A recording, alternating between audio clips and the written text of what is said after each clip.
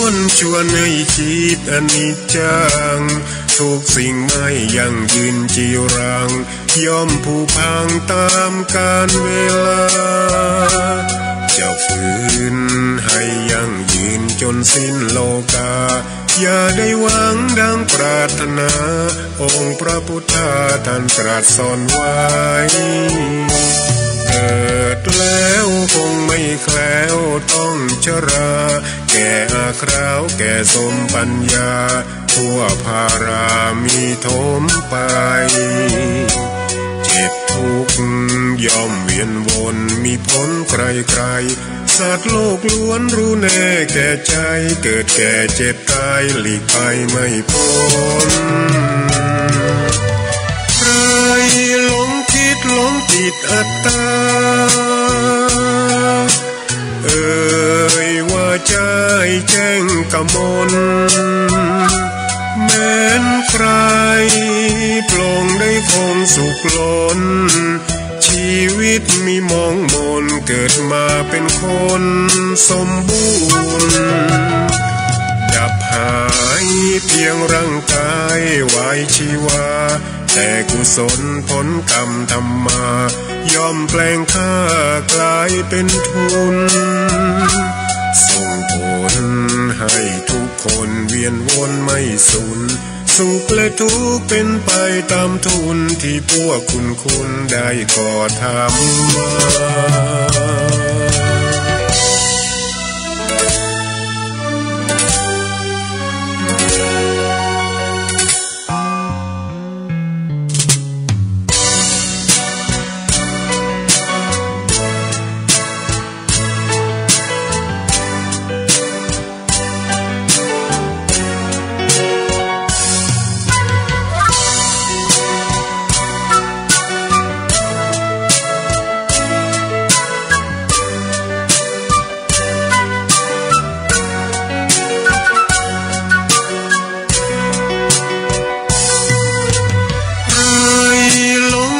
หลงติดอัตตาว่าใจแจ้งกมลแม้นใครปลงได้คงสุขล้นชีวิตมีมองมนเกิดมาเป็นคนสมบูรณ์ดับหายเพียงร่างกายไว้ชีวาแต่กุศลผลกรรมทำมาย่อมแปลงค่ากลายเป็นทุนส่งผลให้ทุกคนเวียนวนไม่สูญสุขและทุกข์เป็นไปตามทุนที่พวกคุณได้ก่อทำมา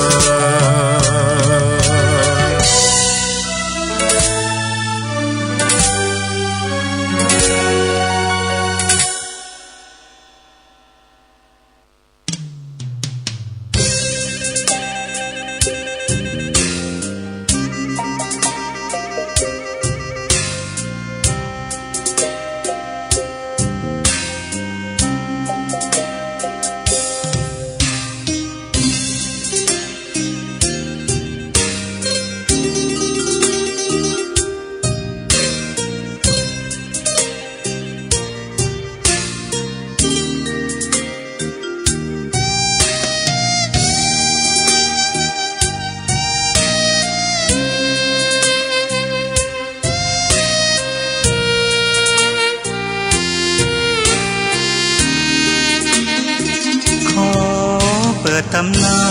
น1,300 กว่าปีแม่จามเทวีสร้างพระเจดีย์ที่วัดดอยน้อยพร้อมเจดีย์โค้งอีกองค์เคียงคู่อยู่ดอยสลับก้อนหินใหญ่น้อยร้อยเรียงหน้าอัศจรรย์พระธาตุสีทองแงนมองฝูงพึ่งทำรังช่างมีมนต์ขลังพลังศักดิ์สิทธิ์บนนั้นกล่าวคำไหว้สากราบสักการะคนลุกคนชัน สัมผัสถึงสายสัมพันธ์คงเป็นลูกหลานเคยร่วมสร้า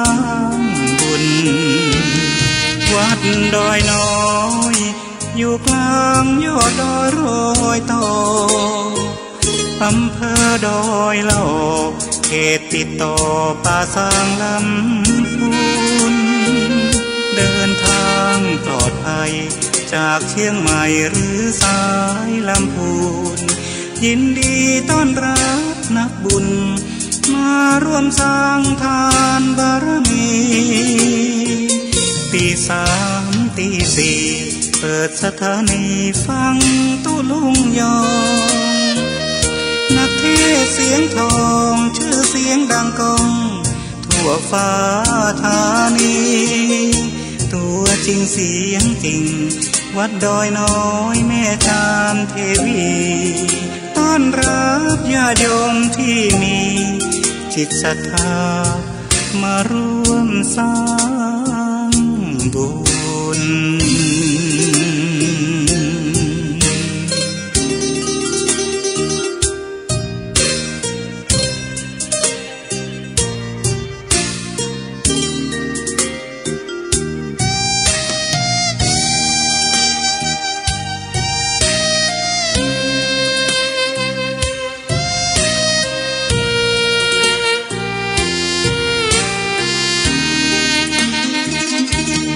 วัดดอยน้อ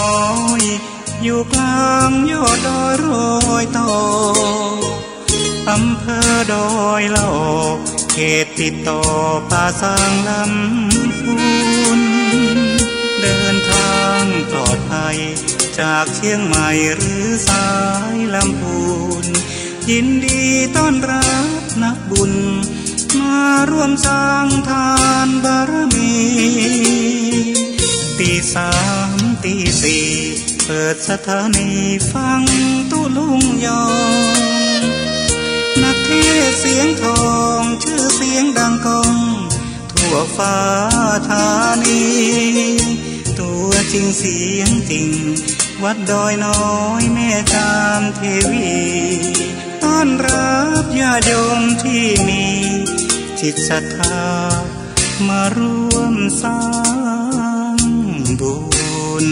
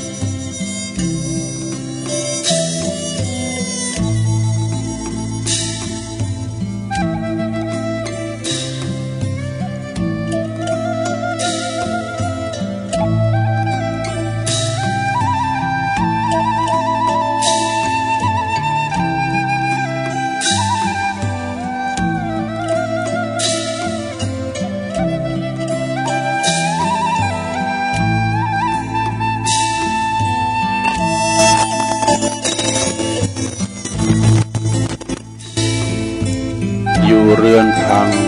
อย่างดีไม่มีทุกข์ดีกว่าคุกหลายเท่าไม่เศร้าหมองจนยังดีมีศีลธรรมค้ำประคองดีกว่าปองทุจริตคิดร่ำรวย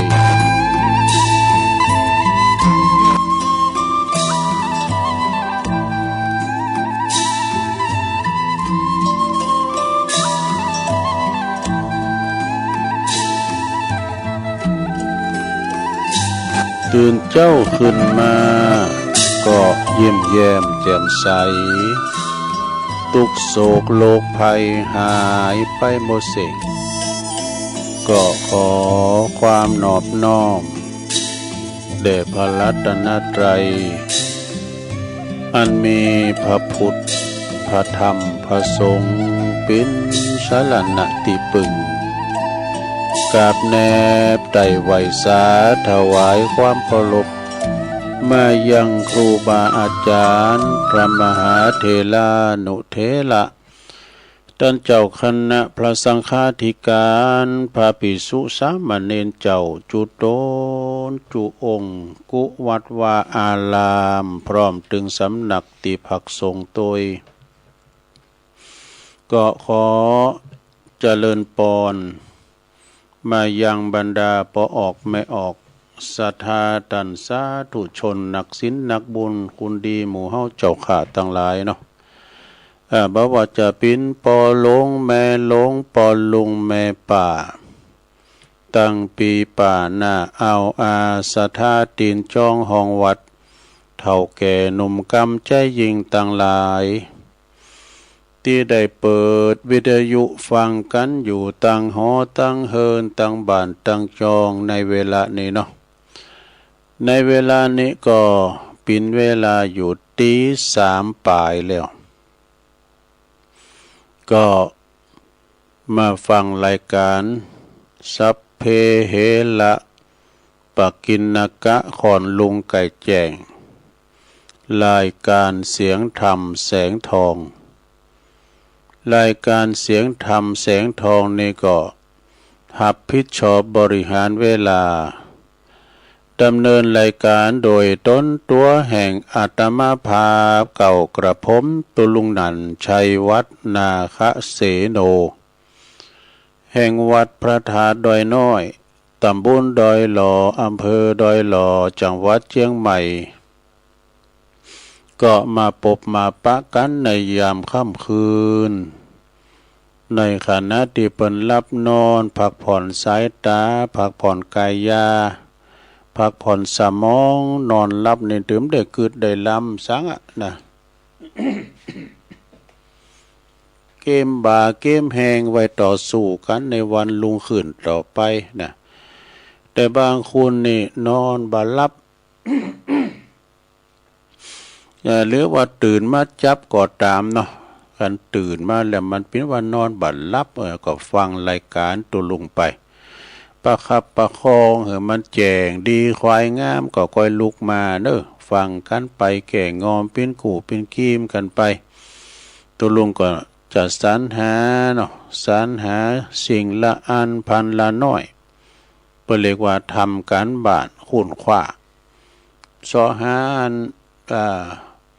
สิ่งที่มันเป็นประโยชน์จะนะเนาะเอานิทานธรรมกานี่เอามรดกธรรมมาเทศนาสถาได้ฟังกันเอาธรรมบรรยายพองเข้าห้ามกำคือกำบะเกาเนี่ยมานำเสนอหือศรัทธาได้ฟังกันก็มีมีไผก็มีคุณเฒ่าคุณแก่สวอย่างเฮาเนี่ยกะมันตื่นเจ้าละอ่อนเข้าไปฟังให้เมื่อใด ฟังนำฟังธรรมชโลมจิตใจคุณเฒ่าคุณแก่เหมือนกับสืบชะตาไปในตูนะเนาะศรัทธามันก็มักภัยโหมมันของกินบ่ล่ำบ่ดีของกินบ่มักบ่ดีครับจำเนาะของกินบ่ล่ำบ่ดีกำปอดมันก็โหมภัยโหมพันถ้ามีใจนะศรัทธาญาติโยมบางคนนี่เปิ้นโหมฟังตั้งแต่7 วันนะวันนี้ไผจะออกวันนี้ไผจะออกเพิ่นจะฮู้หมดจือตุเจ้าที่จะออกรายการเนี่ยเพราะหยังเพราะเปิ้นใฝ่ใจด้วยเปิ้นโหมนะมันก็โหมไผโหมมันอย่างตุลุงวานั่นแล้วนะคนที่เปิ้นบ่โหมก็รับติ๊กๆปวดตัวแม่ก็จัดโหมละตัวมันได้ฟังซะเตอสะดุ้งตื่นพอ5 โมงก็ฮือก็แม่กินยา เสียนยาไปทั้งบักแหมอย่างนึงเนาะกินยาแล้วมันรับดีก็มาได้บ่ได้กินยามันนอนบ่หลับเนาะศรัทธาก็เป็นหยังนะศรัทธาหรือว่าเฮาจะฟังย้อนยุคก็ได้เด้อย้อนหลังเนาะย้อนหลังก็ได้ต่างกันอาจารย์พระครูสมุวิศวัตรนี่เปิ้นเทปออกมาด้วยหรอนะเฮาก็ฟังย้อนหลังได้แล้วไปอุปนักด้วย ก่อนที่จะได้เอ่ยไปทางสถานีวิทยุคืนบุญต่างๆเด้อตุลุงก็จะนำไหว้พระให้กันเด้อ เปิดความเป็นสิริเป็นมังกรละเป็นมงคลกับตนกับตัวครอบครัวลูกหลานเฮาอยู่ดีมีสุขกันปราศจากทุกข์โศกโรคภัยขอเจ็บเปื้อมาไก่ขอไข่จะเปื้อมากายได้อยู่กัมจูวรพุทธศาสนาไปเหิงเมื่อนานเนาะเหมือนกับตุลุงเป็นนางอยู่โหค้อมและสวดมนต์ศรัทธาได้อยู่ดีมีสุขเนาะขจัดปัดเป่าโพยภัยเสด็จจังไล่ตันหลายมาลายหายสิ้นนี้ไกลแสนโยชน์แสนว่านำปาสิ่งที่ปินมั่งกันละปินมงคลเข้าคุ้มโหหอเฮือนเนอะแม่หลวงปะหลวงขอมต้องลุกมานอนอยู่หันไหวในใจเอาเนาะว่าในใจเอาพร้อมแล้วก็กราบหนึ่งกราบสองกราบสามอิมินาสกาเลนะพุทธังอภิปูชยามาอิมินาสกาเลนะธัมมังอภิปูชยามาอิมินาสกาเลนะสังฆังอภิปูชยามาอะระหังสัมมาสัมพุทโธภะคะวาพุทธังภะคะวันตังอภิวาเทมิสวากขาโตภะคะวะตาธัมโมธัมมังนามัสสามิสุปฏิปันโนภะคะวะโตสาวกสังโฆสังฆังนะมามินะโมตัสสะภะคะวะโตอะระหะโตสัมมาสัมพุทธัสสะนะโมตัสสะภะคะวะโตอะระหะโตสัมมาสัมพุทธัสสะนะโมตัสสะภะคะวะโตอะระหะโตสัมมาสัมพุทธัสสะอิติปิโสภะคะวะอะระหังสัมมาสัมพุทโธวิจาจารณะสัมปันโนสุขโตโลกวิตูอนุตตโลปุริสธัมมาสาลาธิสัทธาเทวมนุสสานังพุทโธภะคะวะเตสวากขาโตภะคะวะตาธัมโมสันติติโกอากาลิโกเอหิปัสสิโกโอปันนะยิโกปัจจัตตังเวติตาโปวินโยเหติสุปฏิปันโนภะคะวะโตสาวกสังโฆอุจจุปฏิปันโนภะคะวะโตสาวกสังโฆยายะปฏิปันโนภะคะวะโตสาวก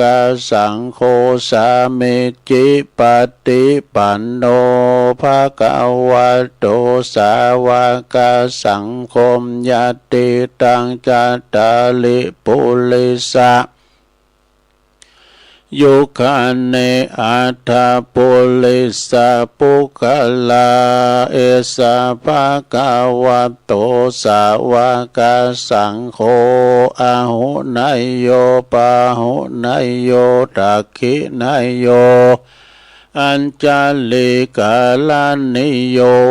อนุตตลังปุญญเขตังโลกัสสาติจายันตุโปธิยามุเลสักกายานังนันทิวัตโนเอวังตวังวิจัยโยโหหิจัยสุจัยมังคะเลอปาลาจิตตปันลังเก สีเสปัทวิปุคะเลอภิเสเกสัพปะพุทธานังอากัปปะโตปะโมทัตติสุนักตังสุมังกลังสุปาปาตังสุโหติตังสุขันโนสมโมโหโตจะสุยิถังพระมาจาลิโสปัทขินังกายกัมมังวาจากัมมังปัทขินังปัทขินังมโนกัมมังปณิทิเตปัทขินาปัทขินานิกตวันนะละพันตัตเถปัทขิเนสัพพิติโยวิวัจจันตุสัพพะโลกวินาศตุมาเตภวัตวันตัลลโยสุขีติกายุโกภวะอภิวาทนาสิลิสานิจังวุตตาปัจจายโนจัตตาโลธรรมวัฏันติอายุวันโนสุขังปะลัง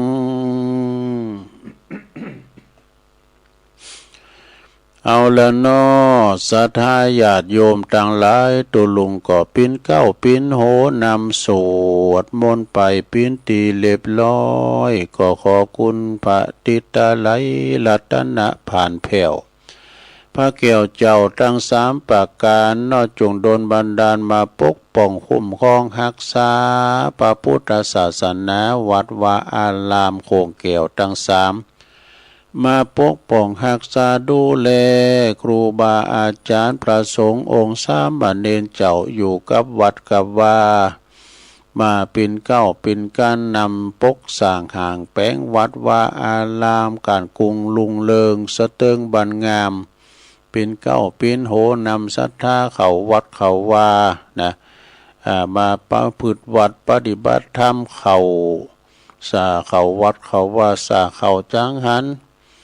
แล้วก็มาหือคติธรรมธรรมะเนาะมาเผยแผ่สัจธรรมมาเป็นหนอนเนื้อนาบุญศรัทธาได้มาทำบุญสักการะปูชากับไหวเนื้อพอออกไม่ออกศรัทธาพอล้มไม่ล้มก็ขอให้มีสุขภาพพลานามัยสมบูรณ์แข็งแรงอยู่ปิ้นล่มโพล่มไทรของลูกหลานตานเต่ากันต่อไปตัวลุงก็ขอปิ้นกำลังจิตกำลังใจอีปออีแม่นอตีเดินเหินไปในตั้งใดบ้าใดขอเอาวิทยุเนี่ยเน้อปิ้นกูปิ้นกีมไปเน้อศรัทธาเน้อ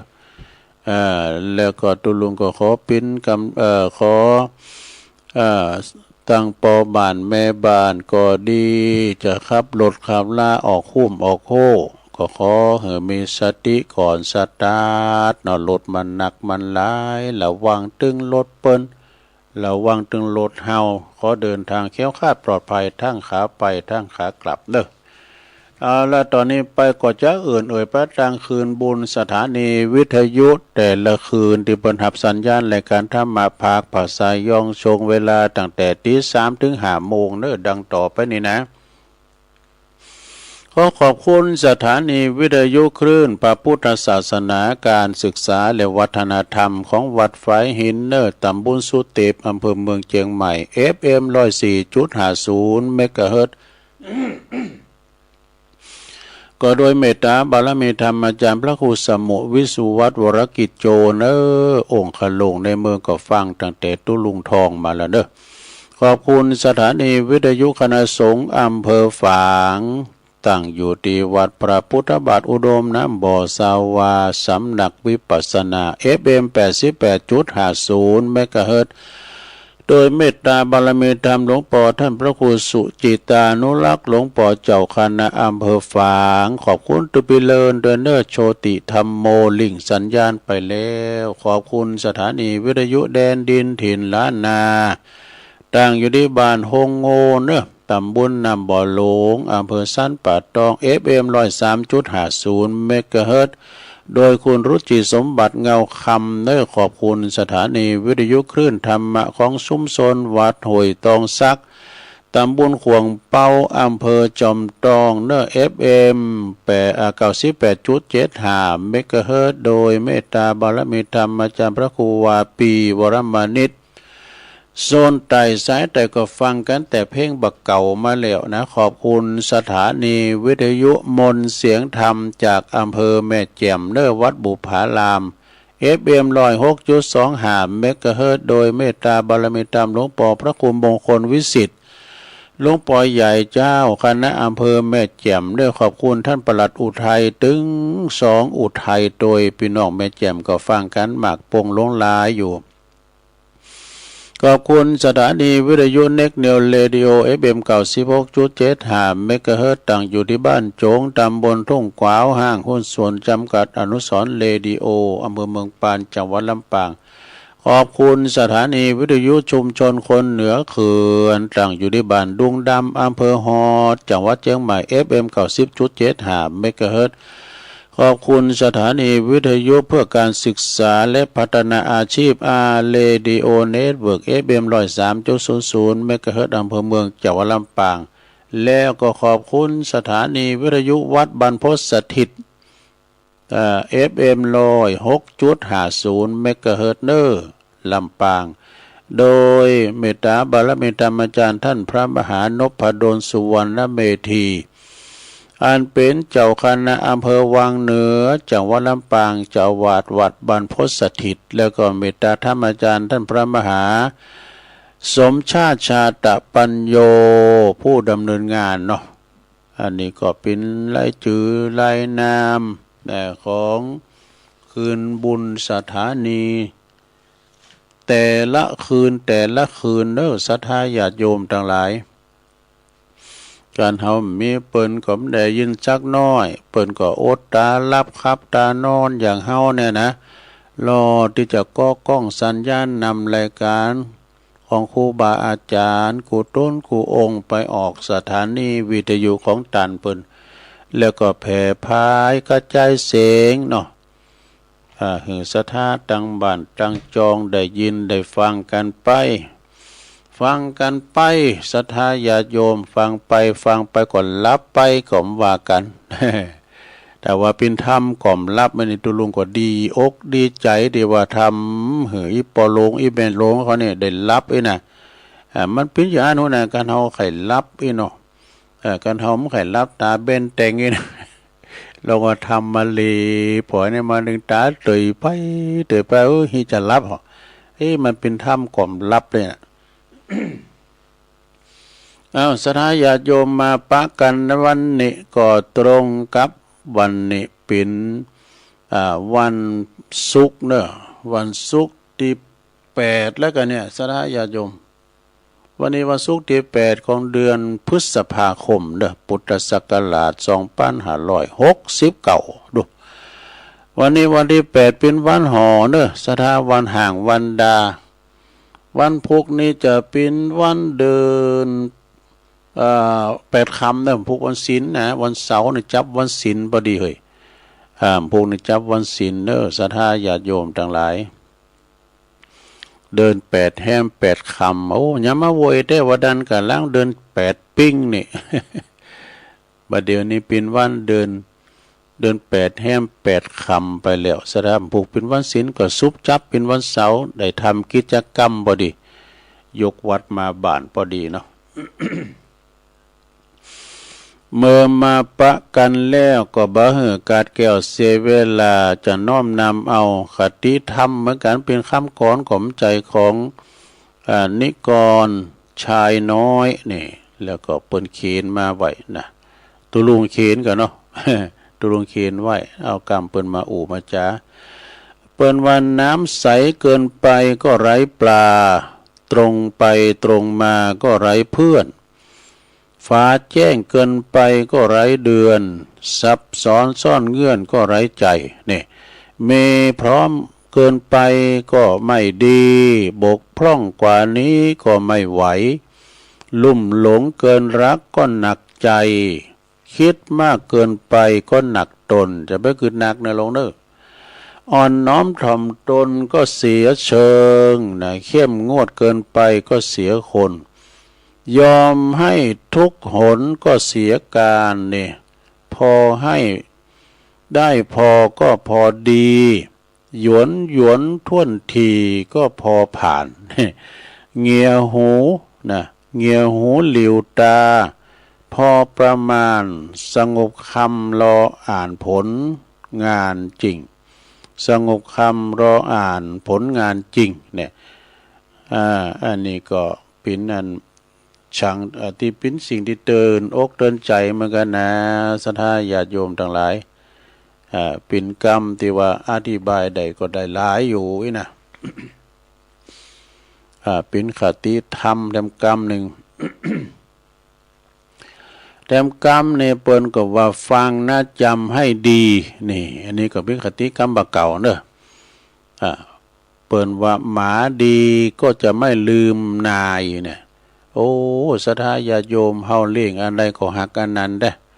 ตัวลุงมีหมาอยู่7ตัวนะบัดเดี๋ยวนี้มันบ่สำหานบ่สบายตัวนะมันชื่อว่าไอ้ดำทมินมันก็มารุ่นเดียวกันถึงบาตูนบากระตูนนั่นแหละนะมันบ่สบายเฮ้ยต้องว่าวันซืนมาตุลุงก็ไปซอหามันไว้เอามันมากินข้าวเป็นว่ามันห้องคืนหงมันถ้าได้เจ็บปวดจ้ะมันเวทนาได้บ่คืนแล้วก็มานอนที่หลายห้องน้ำก็มาห้องฝุ่นก็อ่อยเฮฟ้าก็ห้องก็มันห้องก็ห้องแข็งฟ้าห้องย้ายนะก็เป็นที่อินดูมันก็ไม่อย่างเยอะจะฮือนะหลวงพ่อว่าโอ้ต่อไปขึ้นนักอะตัวหลวงถ้าเป็นคนนะ ไปโรงยาหมอก็ถึงบ่ฮับแล้ว เอาส่งปิกบ้านเลยนะตัวลุงสามารถมาถึงบ้านไปก็จะห่างโคเตทำหาวินบาก อันนี้พี่นี่ดูเนี่ยการได้ยินมันห้องก็โอ้ยก็อินดีอินดูกัดอกมันอ่ะมันก็ทัดเวทนาเนาะเนี่ยอันนี้สุนัขะนะมันอยู่กับเฮามันก็เกยกันนะมันก็เหมือนสมาชิกในหมู่บ้านในเฮือนเฮาเหมือนกันมีใจหักสุนัขะถึงไหนละหมาดีจะไม่ลืมนายเพราะว่า3 ปีไม่ลืมเจ้านะหมาเนี่ยนะมันหู้นะมันหู้เจ้ามันขนาดว่ามันเดือน12มันไปติดหมาแม่นะตุลุงไปกุมเข่ากลางบ้านกลางจ้องมันหันเฮ้ามันยังหกมาอยู่นะ มันยังหกมาอยู่นะมันยังดุกดิกหางมาอยู่แล้วก็วัวดีก็จะไม่ลืมตีนเนี่ยอันนี้เป็นจังหวะกันเนี่ยคุณตุกมาเก่าเนาะแล้วมาลำรวยกำลูนเนี่ยแล้วก็ลืมกรรมเก่าหมดเปิดก็จะว่าจะเราไอ้วัวลืมตีนเนี่ยนี่นะคนดีก็จะไม่ลืมคุณเนี่ยคุณความดีของคนอื่นที่เป็นมอบของเขาลูกดีก็จะไม่ลืมพ่อแม่นะจะไปลืมลืมปอลืมแม่ลืมอย่างลืมได้แต่จะไปลืมปอลืมแม่อีกก็เลี้ยวกันศรัทธาญาติโยมคุณเฮานี่ถ้าลืมบุปการีลืมปอลืมแม่นะมันได้ความมันได้ความปอแม่นี่มีคุณอันใหญ่อันหลงแต่กันเฮามีเปิ้นเอาไปได้มาเกิดก่อนนี่นะฮู้ว่ามึงให้นะเอาขีดเอายัดปากยัดดังอะไร เปิ้นจังว่านะว่ากำปากบ่ได้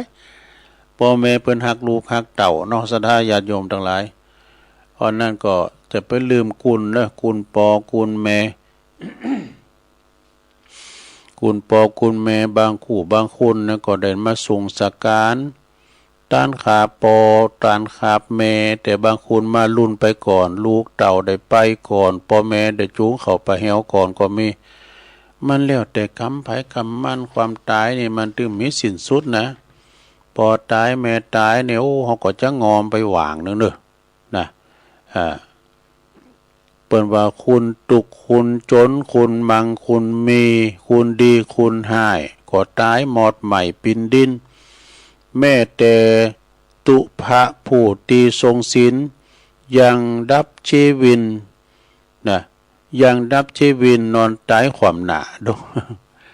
ร้อนเอาอันยังปลุงแม่ป่าแผ่นพระสุธายังมั่งดู บ่หินบ่ผาก่อนเตาโหจ้างยังหูแตกปินห้อยยังหูแตกมั่งปินห้อยวะหิหาไปเตอะบ่ต้องไปคอยเงินกองเต่าดอยเอาตัวไปก่อมจะได้แต่อย่างเป็นวาได้เนาะกินติ๊กว่าตายแล้วมันจะได้กินก่อนแม่เนาะ อันตายมาแล้วเป็นของแก้วมาลูนเมื่อไหร่ กินตานไปเนาะสดาอันนี้มันเป็นคติเตือนใจนะเนาะเป็นว่าคติกรรมที่เฮาคุณตุกคุณจนคุณรวยคุณบางคุณมีก็ตายเหมือนกันหมดไผจะขาดเขียวไปไหนเนาะศรัทธาญาติโยมแม่แต่ตุพระเนี่ยก็ยังมรณภาพนี่ไผจะไปอยู่ก้ำฟ้าได้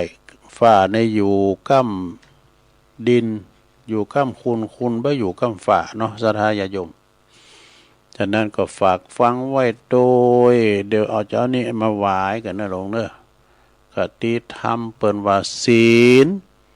มีคุณประโยชน์อยู่5ประการมี5อย่างนี้เป็นสังปลัมสดาเขาก็ศีล5นั่นนี้ศีล5นั้นแล้วเหมือนกับตัวลุงน้องเนาะวัดฝั่งหมิ่นบุญนะแม่กรบนเวียงเป่าเปิ้นเล่าไว้ว่าวันซื่นที่ลุงเอามาออกศีลไม่กูล5ประการมีมหยังพองก็ลองฟังบนศรัทธาเด้อศีลมีคุณ5ประการว่าดูก่อนเปิ้นว่าเนาะพระพุทธเจ้าเปิ้นตรัสว่าดูก่อนข้าบดีทั้งหลายว่านะคุณมีศีลสมบูรณ์ด้วยศีลยอมได้รับอานิสงส์5ประการเด้ออานิสงส์5ประการนี่ยังบ่ล่ำคือ1ในโลกนี้มีคนมีศีลก็จะสมบูรณ์โดยศีลยอมได้รับกองโภคสมบัติโภคสมบัติปิ้นจำนวนมากมายนี่ข้อที่1เนาะต่อไปข้อที่2คุณมีศีลยอมสมบูรณ์โดยศีลยอมมีกิตติศัพท์ดีงามขจรขจายไปไกล3เนี่ยคุณมีศีลเนาะคุณมีศีลก็สมบูรณ์โดยศีลเข้าตีประชุมใดๆจะเป็นกษัตริย์พราหมณ์กหบดีหรือว่าสมณพราหมณ์ก็ตามสมณะก็ตามนะเขายอมเข้าไปได้อย่างองอาจแก้วกล้าไม่เก้อเขินนี่ข้อที่4นี่คนมีศีลสมบูรณ์โดยศีลเวลาไก่จะลงหลับดาวขันไก่จะตายยอมมีสติสัมปชัญญะบ่หลงตายดอกบ่หลงตายแล้วก็ข้อที่5ผู้มีศีลสมบูรณ์โดยศีลตายไปแล้วยอมไปสู่สุคติโลกสวรรค์แน่นอนนี่อันนี้คุณค่ามีศีลเพราะว่าศีลมีคุณ5ประการดังนี้เด้อ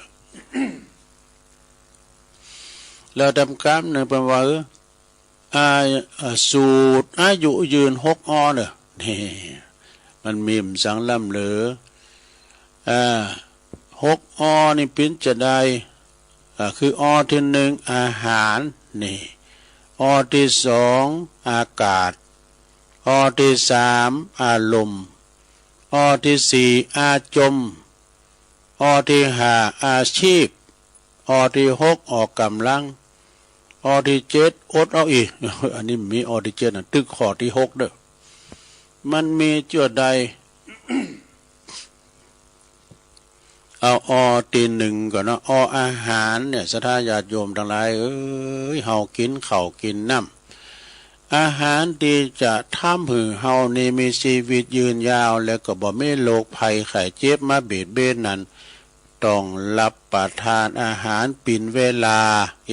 นะคือเป็นเวลาแล้วก็อาหารบ่เป็นปิดเป็นไผ่เนอะ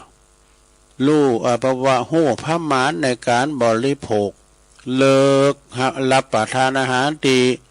ย่อยง่ายนี่กินข้าวหูก็นะลงเนอะกินข้าวหูในย่อยง่ายแล้วก็กินพักกินไม่เมื่อกินเนี่ยได้ถูก เนี่ยกินปินเวลาอันโลกกระเพาะบัดถามหาไอ้หรอเนาะ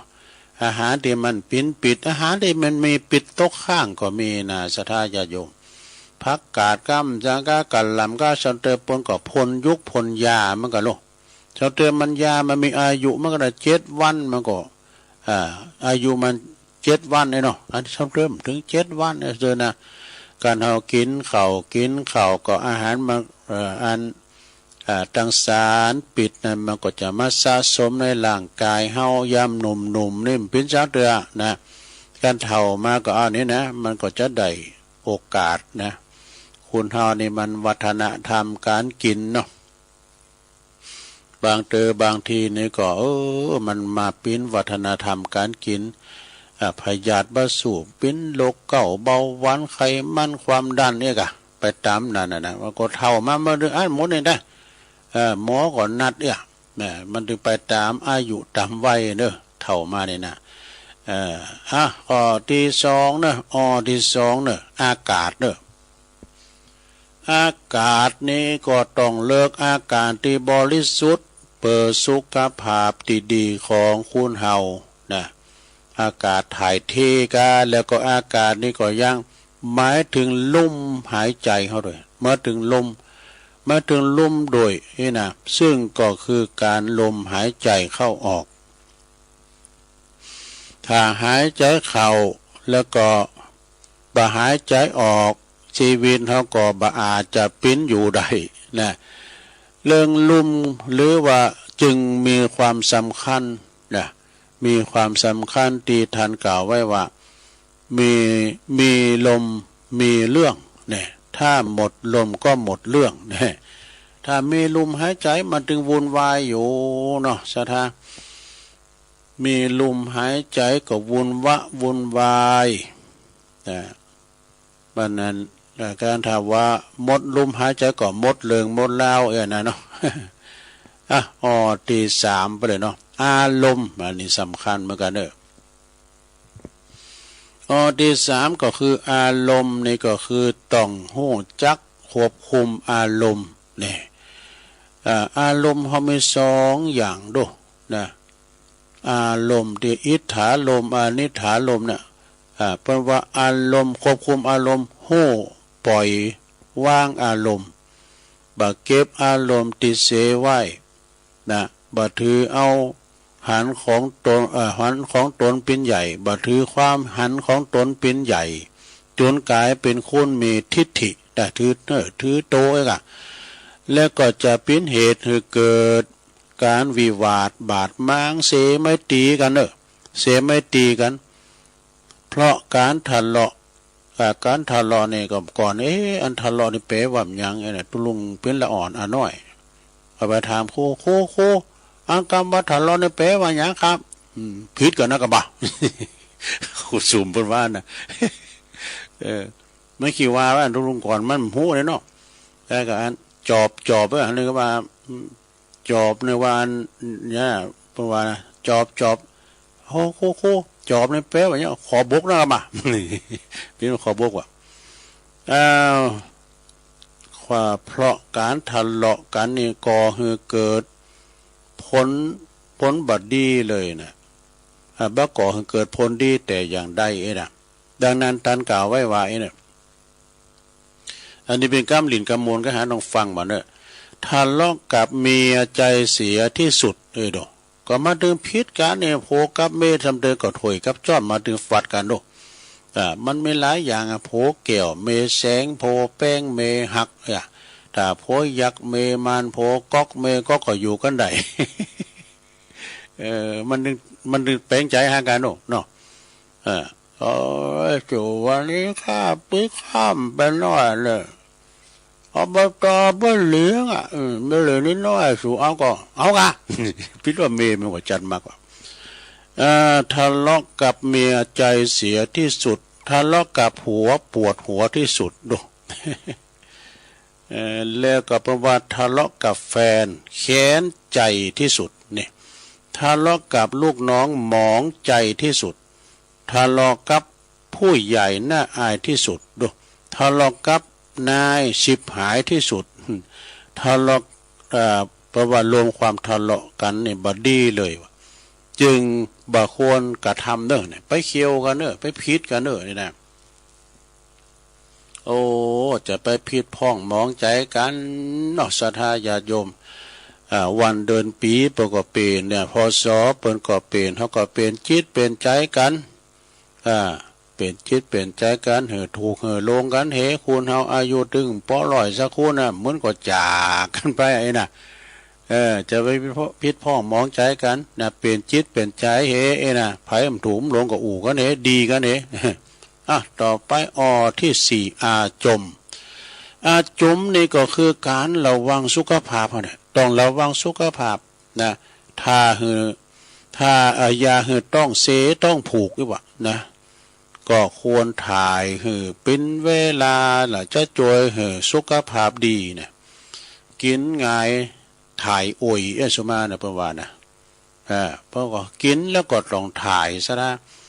มันขับถ่ายเป็นเวลาว่าเปิ่นว่าเนาะอาจมก็คือการขับถ่ายของเสียในท้องเฮาต่อไปข้อที่สี่แล้วนะลงเนาะข้อที่ห้าอาชีพนี่อาชีพของคุณเฮานี่ก็จะต้องประกอบโดยอาชีพสุจริตเนอะสุจริตประกอบโดยอาชีพถ้าประกอบอาชีพดีบ่สุจริตนี่นะเอาเปรียบผู้อื่นก็จะเป็นเหตุถูกฆาตกรรมนี่ฆาตกรรมซึ่งก็เป็นการทำให้ร่างกายของเฮาเนี่ยมีโรคภัยไข้เจ็บหลายมีร่างกายของมีโรคชนิดหนึ่งเนี่ยถ้าเฮาฆาตกรรมเนี่ยมันเป็นโรคชนิดหนึ่งก็คือตายก่อนเวลาอันสมควรได้ดู ตายก่อนเวลานะข้อที่หกสุดท้ายข้อที่หกสุดท้ายออกกำลังกายนี่ออกกำลังนี่นะสุขภาพดีไม่มีขายถ้าใครอยากได้ต้องออกกำลังเขาจะหันว่าเปิ้นปั่นรถจักรถีบจักรยานกันเนี่ยปวดโหปั่นขึ้นมาแถววัดประทานโดยน้อยจัดสูงนะซะนะเปิ้นปั่นรถถีบนั่นน่ะที่มันมีเกย์ไหมนะประวันน่ะรถถีบชัตเตอร์ลิงนี่ก็ฮะปั่นขึ้นมาแถวบุ้นเนี่ยตุลุงก็เลยถามบ่เนาะอันที่โยมปั่นขึ้นมาเนี่ยโยมได้จอดโทรขึ้นมาก่อนเนาะพี่ว่าตีนแต่เท้าแล้วโหไปว่าแบบนี้กูบ่รู้ก็ตีนติดดินเนี่ยเปิ้นมีเกย์ของมันเนาะสะดาการออกกำลังเนี่ยได้หลายอย่างเนาะสะดาตุลุงในลูกม้ามเจ้าก็เตียวไปเข้ากำที่หานที่นี่ก็เตียวนะเตียวแข้งขามันนั่นนิดหน่อยนะการออกกำลังนี่ดีแต่เพราะว่าต้องออกกำลังสม่ำเสมอออกกำลังกายสม่ำเสมอหมอเปิดเขาว่าการหอยการถึงวันมันจะออกกำลังวะนะการออกกำลังพอการออกกำลังเนี่ยจะช่วยให้สุขภาพแข็งแรงนี่ซึ่งก็เป็นอุบายที่จะช่วยต้านทานโรคภัยไข้เจ็บได้อย่างดีนี่สะดาออกกำลังกายนะลุงเด้อมีหลงเขาพอหลงเขาก็ไม่ต้องออกอย่างนักนะเคลื่อนไหวโต๊ะเก่าก็ได้ เคลื่อนไหวโต๊ะเก่าคือปั่นจักรยานอากาศก็ได้เนาะยกแข้งยกขาอย่างกะทุกมามเจ้าเนาะการออกกำลังกายสุขภาพดีเนี่ยการเฮานอนอยู่หันนี่นะมันจะปิ้นง่อยว่าเปิดว่า บางพองนี่รู้อยู่ท่าเดิมนั้นแล้วเปิ้นยาการมาได้ปิ้นหอมก็กุมขี่เท่าไหร่ชับอยู่หันนี่ย้ำเขินไว้ถ้าเจอเปิ้นติดเกมนะมันเคยข่าวนั้นเราเนาะแล้วอ่อนติดเกมนะเปิดว่ามันกินข้าวกินน้ำมันติดเกมมันหูเนี่ยจนว่าพร้อมกล่องดองก็มีว่ะเนี่ยมันติดเกมนะครับต่อไปเอานี่เรามาว่าวันนี้ลงเด้อนิสงส์ความตายพุทโธตายก็มีอานิสงส์จะฮื้อน่ะตายก็หมดเรื่องจบข่าวก็ตายคือมีอานิสงส์มาพิจารณาได้ลองฟังบ่เนาะความตายเป็นการสิ้นสุดปัญหาทุกสิ่งทุกอย่างแต่กันเนาะ เป็นการสิ้นสุดปัญหากูสิ่งกูอย่างบ่ต้องดินล้นไขว่คว้าแสวงหาแก่งแยงสิ่งดีสิ่งเด่นกับใครแล้วนะเมื่อประมาณแล้วความตายให้ประโยชน์ดังนี้แน่ตายมีประโยชน์อย่างไรหนึ่งกฎหมายไม่แตะต้องนั้นตายเบิ่เลยนี่เนาะสองญาติพี่น้องก็บ่รบกวนแล้วนี่สามมีคดีก็ยกเลิกหมดก็มันสิ้นสุดแล้วเนาะสี่มีหนี้สินก็ยกให้ยกหนี้ให้แล้วก็ห้าเป็นศัตรูคู่พยาบาทก็เลิกพยาบาทอาฆาตกันได้เลยแน่เนี่ยนะสถาเนี่ยความตายเป็นอย่างนี้เนี่ยอานิสงส์ของความตายนะกับมันตายแล้วเนี่ยจบข่าวแล้วเนี่ยเนาะสิ้นสุดนะการตายเลยถือว่าสิ้นสุดละอัตราอายุกรรมเนาะอัตราอายุนี่ท่านทั้งหลายชีวิตคุณเฮาเนี่ยนับตั้งแต่วันเกิดจนถึงวันตายเนี่ยนะเกณฑ์ปกติประมาณว่า80 ปีดูสถาคุณเฮาเนี่ยนะอายุ80 ปีว่าตึกเกณฑ์ถ้าอยู่เกินไปนะก็เกินไปนะก็คืออยู่กับตามหน้าบุญเลยเนาะ80 ปีนี่เตาพระพุทธเจ้าเขามีประชนมาอยู่80 พรรษาเนอะแล้วก็เข้าสู่นิพพานนะเกณฑ์ปกติก็ประมาณ80 ปีเรียกว่าอายุไขเนี่ยอายุไขคนเฮาเนี่ยนะแต่บางคนเนี่ยเก่า10 100มีนะวันนั้นไปปะหันประหลงค่ำไหมคะประหลงสิงค่ำโยยนะเปิ้นอยู่บ้านบุญนะห้องจ้างประหลงสิงค่ำโยเนี่ยเปิ้นมาต้านเปิ้นมาเข้ากรรมนะเปิ้นมาให้หอมตัวลุงก็ลองถามนะป้าโอ้ยอายุต่อได้เก่า13ปุดโทษไปดีตกใจนะลุงเนอะแว่นตาก็ไม่ใส่เนี่ยแต่ก็อันเขียนหนังสือได้อยู่ดูอายุเก่า13หอม600กันนะแล้วเปิ้นว่าเกณฑ์ปกติก็ประมาณ80 ปีเรียกว่าอายุไขคุณเฮาน่ะหรืออัตราอายุนะทีนี้ชวนระยะเนาะชวนระยะ80 ปีเฮาก็จะปะความเปลี่ยนแปลงของชีวิตเนอะคล้อยไปตามเหตุการณ์แล้วก็สภาพแวดล้อ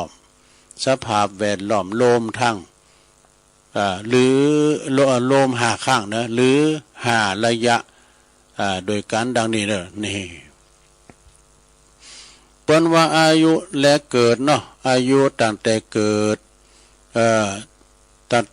มาเนี่ยจนถึง15 ปีนี่เปิ้นว่า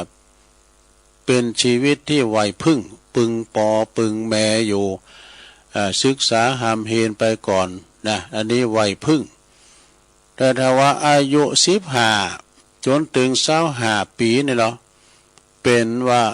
เป็นชีวิตไวพบเป็นไวพบกันแน่พบกันสร้างเนื้อสร้างโตเนาะสร้างฐานะครอบครัวอายุ25จนถึง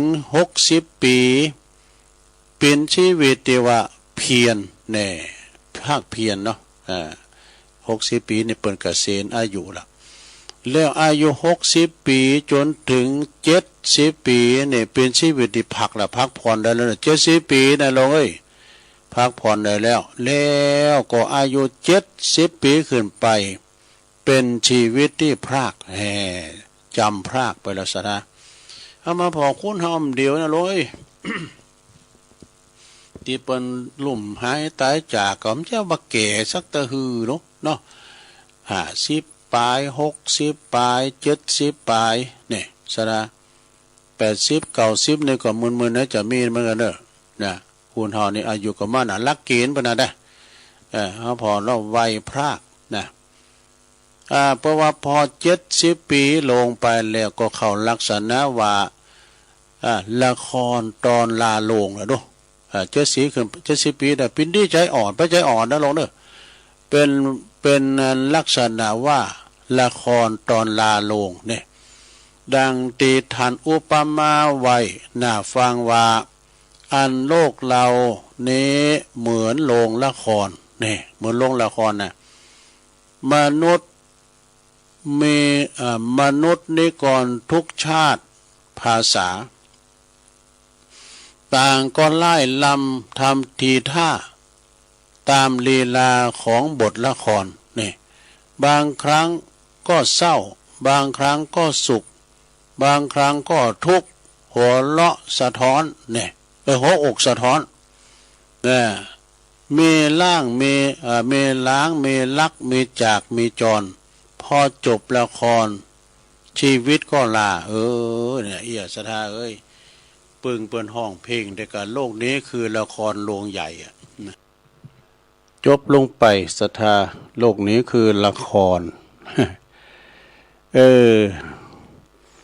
ต่างตนต่างคุณต่างตนต่างเฮาต่างหลายเนี่ยสร้างเป็นตัวละครในชีวิตจริงเดิมจะละครมายานะถึงมือถึงวันเนี่ยเฮาอยู่ในเป็นตัวละครแสดงเป็นพ่อเป็นแม่เป็นลูกเอกอะแสดงของไผของมันไปแล้วแต่บทบาทละครในโรงละครก็ดีอีเก้ก็ดีสังก็ดีเปิ้นมีผู้กำกับโดหนังละครต่างๆแต่ละครชีวิตเฮานี่มีหยังกำกับกำกับเฮานะ โลกนี้คือละครโรงใหญ่จบบทบาทละครปิดฉากนะปิดฉากละครแล้วก็ไปนอนเชิงตะกอน ก็คือหมดความหูซึกหมดนะยังก็ทำได้อย่างที่ว่านะกะกฎหมายก็ทำบ่ได้ปิหนี้ปิสินก็ยกเลิกหมดเวลาเฮาลุ่มหายแต่จากกันไปนะคุณเฮานี่เวลาลุ่มหายแต่จากไปไปป่นแบบไผนะไปสู่สุสานปัจจ้านี่สถาแต่ก่อนนี่บ้านนอกบ้านนาเนี่ยนอกสถาเปิ้นเผาผีจีกระดูกลงสุมาเด้อเปิ้นมาใหม่กำจังกะเนี่ยเปิ้นเอาลาวเอาหยังแต้งกำสังกะเนี่ยมันไปป่นมือซับปะเหลือไปที่ไหนนะแต่เปิ้นจะว่าซับปะเหลือนะเพราะว่าผู้จัดการศพนี่นะไผทำได้นี่เป็นบุญเด้อสถานะที่เปิ้นทำกันได้เป็นแต้งเป็นหยังเปิ้นใหม่กำสังกะนะสุมาอยู่ดีมีสุขนะลงเด้อซับปะเหลือเนี่ยเปิ้นมีคุณนะโธ่มีคุณอันใหญ่อันโหลงกันแล้วเป็นทำงานที่ว่าคนอื่นทำบ่ได้แต่เปิ้นทำได้เนาะเรียกว่าซับปะเหลืออีนำก่อนนะเนี่ยคือโรงนี่คือละครโรงใหญ่จบบทบาทละครก็ไปนอนที่เชิงตะกอนเหมือนกันหมดพระจะเขี่ยวขาดไปไหนอย่างตุลุงวามเจ้าน่ะคนดีคนให้คนทุกคนจนก็ตายเหมือนกันเนี่ยมีไปลงป่นความตายไปได้ศรัทธาญาติโยมอันความตายชายนาลีนั้นก็หนีไม่พ้นหนีบ่พ้นคือไผเงื้อมมือของสัปลือนะเปิ้นเผาเลิกสาเขาคุณเฮานี่ตายไปแล้วก็เริ่มสังก็เหลือก็กระดูกนะกระตุก็ถูกแล้วนะแต่ก็เหลือคุณงามความดีนะที่บ่อนนี้หายไปไหนจะติดตามเฮาไปเป็นอนุสรณ์ให้ลูกให้หลานไปนะเอาได้ทำคุณงามความดีไว้เนาะเหมือนกับพอออกไม่ออกศรัทธาเนี่ยนะเวลาลุ่มหายแต่จากไปก็ไม่ลูกเต่าเหล่าล้านเลี้ยนก็ตาลโกเข่าหือก้านะแต่ถ้าเห็นมันแน่นอนเขาก็ตาลคนเดียวเขาเนี่ยเวลาว่าเขาลุ่มหายแต่จากว่าหวังลูกหวังหลานมาตาลเลยนะลิ้นสองเงือกลิ้นสองเงือกมาคว้าว่านะดูมันก็หายากนะกะหาได้ยากนะเนาะสดาญาติโยมทั้งหลายพอเวลาแล้ว58แล้วเนี่ยเนาะก็เดี๋ยวตุลุงก็จะพักหยอบยั่งให้กั้มกันเนาะสดาเดี๋ยวจะเปิดเพลงซับปะเลอของประจวบจำปาทองฟังเด้อเนี่ยมันเป็นเพลงธรรมะนะสดาเป็นเพลงธรรมะสไลด์นี่มันก็ไม่ค่อยดีเหมือนกันนะสไลด์บิ๊กนี่นะวันนั้นน้องเจก็เอาโซนิกมาใส่แล้วก็ซ้ำให้เนี่ยเจ้ยมันโบเป็นคำนะก็มันถ้าเก่าอย่างเก่ามันเท่าอย่างเก่าเลยเนาะเอาให้ดีกันนะเดี๋ยวไปพักกันเนอะเจริญพร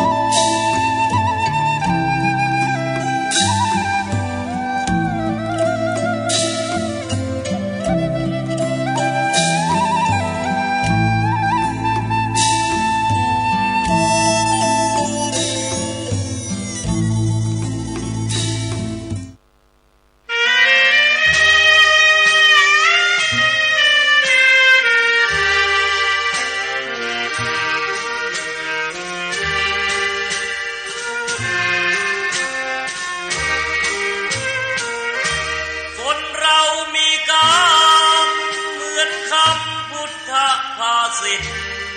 ว่าเกิดมาใช้นี้ชีวิตลิขิตไปตามบาปกรรมสร้างมาเกิดมาเป็นคนบ้างมีบ้างจนเป็นธรรมดาเหมือนเป็นสัญญาโลกเรานี้นาเปรียบโรงละครเกิดมาทุกคนไม่พ้นที่เชิงตะกอนเหลือตัวล่อนจอน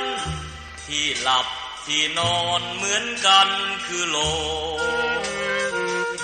คนเรามีกรรมต้องทำกุศลไว้บ้าง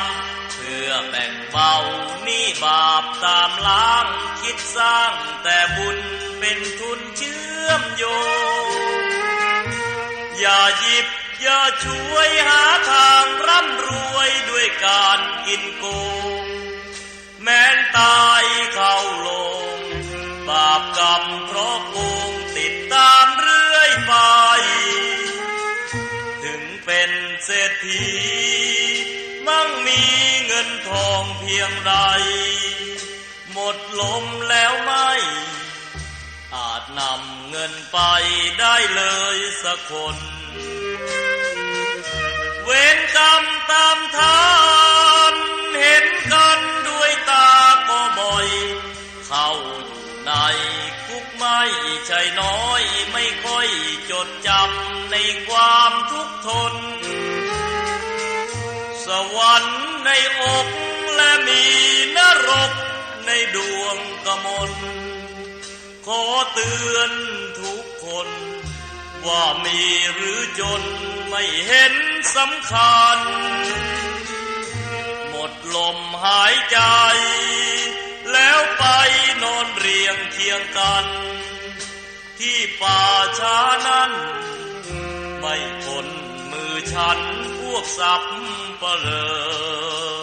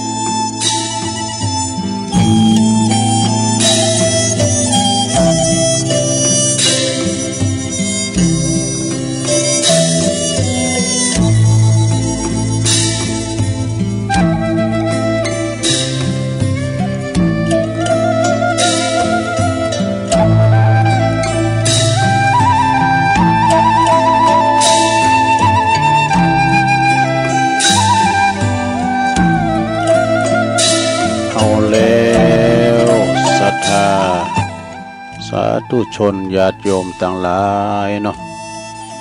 ตุลุงก็พักเบรกพักครึ่งไปนางมึนลำไปก็เจ็บหลังเจ็บแอวยกใหญ่ไข่ตีเตียวไปเตียวมายืดเส้นยืดสายผ่อนคลายมาเนาะจิบน้ำลุงคอแล้วก็มานั่งอู่กันต่อในชั่วโมงที่สองขณะนี้ตันตั้งหลายก็กำลังฟังรายการสัพเพเหระปะกินนกะขอนลุงไก่แจ้งรายการเสียงธรรมแสงทองดำเนินรายการโดยตุลุงยองนะมานางอู่นางจ้ากับปอออกสถาเด้อขณะนี้ก็เป็นเวลาอยู่ตีสี่กับ6 นาทีลง4:06 นาทีแล้วนะวันเวลาก็โว้ยนอสถาญาติโยมทั้งหลายวันพุธนี้ก็มาปะกันเหมือนเดิมเนาะในรายการเวลาเดียวกันจะเป็นกิจกรรมยกวัดมาบ้านซุปจับวันศีลบดีวันพุธเดิน8 แฮม 8 คำก็มีงานบุญหลายตีเนาะก็เดี๋ยวก็จะประกาศข่าวสารงานบุญให้ศรัทธาได้ฟังกันนะการประกาศข่าวสารงานบุญเนี่ยก็เป็นการกระตุ้นเหมือนกันนะศรัทธาญาติโยมทั้งหลายกระตุ้นการทำบุญกระตุ้นเปิ้นได้ยินได้ฟังกันนี่นะเป็นกระบอกเสียงโดยเฉพาะกับปอกาแม่ขายนี่ไปก็ฟังมันก็ได้งานในมีพองจ้าอีนะสัมเตออยู่ดีกินได้ปอกาคนนึงก็โทรมาแม่กาคนนึงก็โทรมานะตุวันนี้วันนั้นวันนี้นะมีงานไหนพ้องก็เยอะอย่างเฮาได้เป็นเจ้าของงานนี่ก็ฟังเอาล่ะยังฟังเอาเนาะเอาละเนาะศรัทธาญาติโยมทั้งหลายเดี๋ยวตุลุงก็จะน้อมนำเอาคุณของพระรัตนตรัยนะคุณของพระรัตนตรัยนี่เป็นหนังสือธรรมนวโกวาทเหมือนกันเด้อก็เป็นคติธรรมจะโหลดเนี่ยจะโหลดเรานิทานตัวอีกกันเนาะศรัทธาญาติโยมแล้วก็จบนิทานแล้วก็จะได้มาประกาศข่าวสารงานบุญตักตังลายเปิดสายหน้าไม้ปิ้นลำดับต่อไปคุณของพระรัตนตรัยมีอะไรบ้างฟังกันไปเนาะปีนั้นทำในนักธรรมจันตรีนะจะอูดถึงคุณของรัตนะ3อย่างนี่รัตนะแปลว่าหยังแปลว่าแก้วแปลว่า3ก็ให้ได้แก้วกันเนาะ1พระพุทธเจ้าเปิ้นว่ารู้ดีรู้ชอบโดยพระองค์เองก่อนแล้วสอนผู้อื่นนะฮู้ตามโดยเนี่ย2พระธรรมยอมรักษาผู้ปฏิบัติตามไม่ให้ตกไปในที่ชั่วแล้วก็3พระสงฆ์ปฏิบัติดีปฏิบัติชอบตามคำสั่งสอนของพระพุทธเจ้าแล้วก็สอนผู้อื่นให้ฮู้ตามโดยนี่พระสงฆ์เฮานี่นะรัตนะองค์ที่3แก้วเจ้า3โดงเนาะพระพุทธองค์เปิ้นได้ทรงตรัสรู้โดยอริยสัจ4คือทุกข์สมุทัยนิโรธแล้วก็มรรคนี่โดยพระปรีชาญาณของพระองค์เองฮู้ดีฮู้ชอบโดยพระองค์เองแล้วก็สอนผู้อื่นฮู้ตามเด้อผู้ใดประพฤติตามคำสอนย่อมไม่ตกไปในที่ชั่วทั้งปวงเนี่ยผู้เห็นธรรมผู้ใดเห็นธรรมผู้นั้นเห็นเรานะอันนี้คุณพระรัตนตรัยนะแล้วเปิ้นก็ยังว่าอาการที่พระพุทธเจ้าทรงสั่งสอน3อย่างมีหยังพองก็คือวันหนึ่งเปิ้นทรงสั่งสอนเปิดจะหือผู้ฟังหู้ยิงหันจริงในธรรมที่ควรหู้ควรหันนี่2ทรงสั่งสอนมีเหตุที่ผู้ฟังอาจตรองตามหือหันเป็นจริงได้หันจริงได้นะ3ทรงสั่งสอนเป็นอัศจรรย์คือผู้ปฏิบัติย่อมได้ประโยชน์โดยสมควรแก่ความปฏิบัติไผปฏิบัติได้ก็โอ้ศรัทธาญาติโยมเนาะการประพฤติวัดปฏิบัติธรรมนั้นมีหลายอาจารย์แล้วก็ได้เป็นแนวเดียวกันหมดนะศรัทธาเนอะอย่างเขาต้อง เอาจะภาวนาพุทโธกาสัมมาอรหังกาแล้วก็หลายอย่างก็คือว่ามันก็มีแต่ละสำนักเนาะแต่ที่จริงก็เปิ้นทำให้จิตใจมั่นคงจิตใจไม่วอกแวกเป็นหนึ่งเดียวอีน่ะเนาะสัมมาอรหังพระพุทธเจ้าเปิ้นทรงสั่งสอนโดยนำพระทัยบริสุทธิ์เปิดเผยเปื่อหือหูจริงหันจริงอันไฟท่าเป็นว่าไฟทางสุจริตเว้นทุจริตเนี่ยพระธรรมคำสอนสมบูรณ์โดยเหตุผลพิจารณาไตรตรองยอมหันจริงยอมเกิดประโยชน์ตามสมควรแก่ผู้ปฏิบัติประพฤติตามเป็นโอกาสก็เป็นว่าเป็นอากาลิโกนี่เอาให้ได้อีกเนาะยังมีหลายอยู่นะจะได้อย่าจุงกับว่าไปตัวหน่อยกับขาเวลาดัจจะดีนะแต่หลายนาทีละเอาอย่าให้ตุมีทำอยู่เนอะศรัทธาญาติโยมทั้งหลายตอนนี้ไปก็จะเอาอันนี้มาว่าก่อนนะได้ยินว่าในนำธรรมคำสอนของพระสัมมาสัมพุทธเจ้ามันมีหลายศรัทธา84,000ปั้นพระธรรมขันธ์พระพุทธเจ้า10 จาดเนี่ยพระเจ้า10 จาดสุดท้ายก็คือพระเวสสันดรเนี่ยเนาะพระเวสสันดรในก่อนที่เปิ้นจะมาประสูตินี่ก็คือนางพุสดีเนี่ยนางพุสดีเปิ้นจะขอป้อน10 ประการจากพระอินทร์นี่เนาะการตัสสะปอนการนาข้าวไปวาตุเดี๋ยวเปิ้นจะตื่น มีข้อหนึ่งโดยสถาปอน10 ประการที่พระอินทร์ประทานให้นางพุสดีนะก็ข้อหนึ่งนี่ก็ขอข้าพเจ้าขอได้บังเกิดเมืองคุณเนอะเกิดเมืองคุณเพราะว่าสถานที่เมืองคุณในเป็นแหล่งที่จะได้ทำบุญทำกุศลจะได้มีความกตัญญูมีบิดามารดามีครูบาอาจารย์ที่จะได้มีวัดมีวาอีน่ะเนาะขอไปเกิดในเมืองคุณนางพุสดีขอป้อนข้างแรกป้อนแรกข้อแรกก็ขอได้มาเกิดในเมืองคุณข้อที่2ข้าพเจ้าขอมีชื่อพุสดีอย่างชื่อเก่าชื่อเดิมนี่พุสดีแปลว่าสัมผัสหรือถูกต้องตามพจนานุกรมแปลว่าสัมผัสหรือถูกต้องคืออยู่ที่ไหนถูกลงก็เปิ้นบ่ไล่เอารัดเอาเปรียบอยู่บ้านใดเอาไฟบ้านนั้น อยู่ตามพี่น้องเจ้าบ้านเปิ้นเรียกว่าหยังก็สมานัตตามีความเสมอพี่น้องเจ้าบ้านบ่ได้อันถือยศถือสร้างหยังนะมีความช่วยเหลือเฟื่อฟ้าพุสดีแปลว่าสัมผัสหรือถูกต้องข้อที่3นี่เปิ้นว่าขอให้เป็นมเหสีได้เป็นมเหสีของผู้ทรงธรรม ผู้ทรงธรรมในที่นี้ก็คือหมายความว่าเป็นผู้ที่จิตใจสูงบัดต่ำบ่ยอบเนอะบัดเตะบ่ถีบ อย่างตุลุงทองหวานนะเป็นคนที่มีจิตใจสูงข้อที่4เพราะว่ามีตางามว่ะนี่ดวงตานี่ก็ขอให้เหมือนตากวางตาฟานอันอยู่ในเถินในถ้ำตากวางตาฟ้านตาพญาเนี่ยพอหรอผมรู้ว่าดูแบบอุ้ยตาเปิ่นงามตาดำนะตากวางตาฟ้านเนี่ยนะข้อที่5ขอให้มีกิ่วงามกิ่วกับตาเป็นของกูกันตุลุงทองบ่กิ้วกงก้อมเวทอ้อมตาคำวงตาก็ดำอย่างแก้วโป่งคำ กิ่วเปิ่นงามนะแล้วข้อที่6ลงข้อที่6นี่ขอให้มีผิวงามนี่ผิวพรรณวรรณะให้งามถ้าดำก็ดำแต่ดำเป็นมหานินถ้าขาวก็ขอให้ขาวอย่างดอกอุบลนี่นะเพิ่นว่านะอันนี้ผิวอันของนางขออีกผิวดำสีนะก็นาเกนะสีดำมอย เอาข้อที่7ไปเลยนะอันนี้เราถึงว่า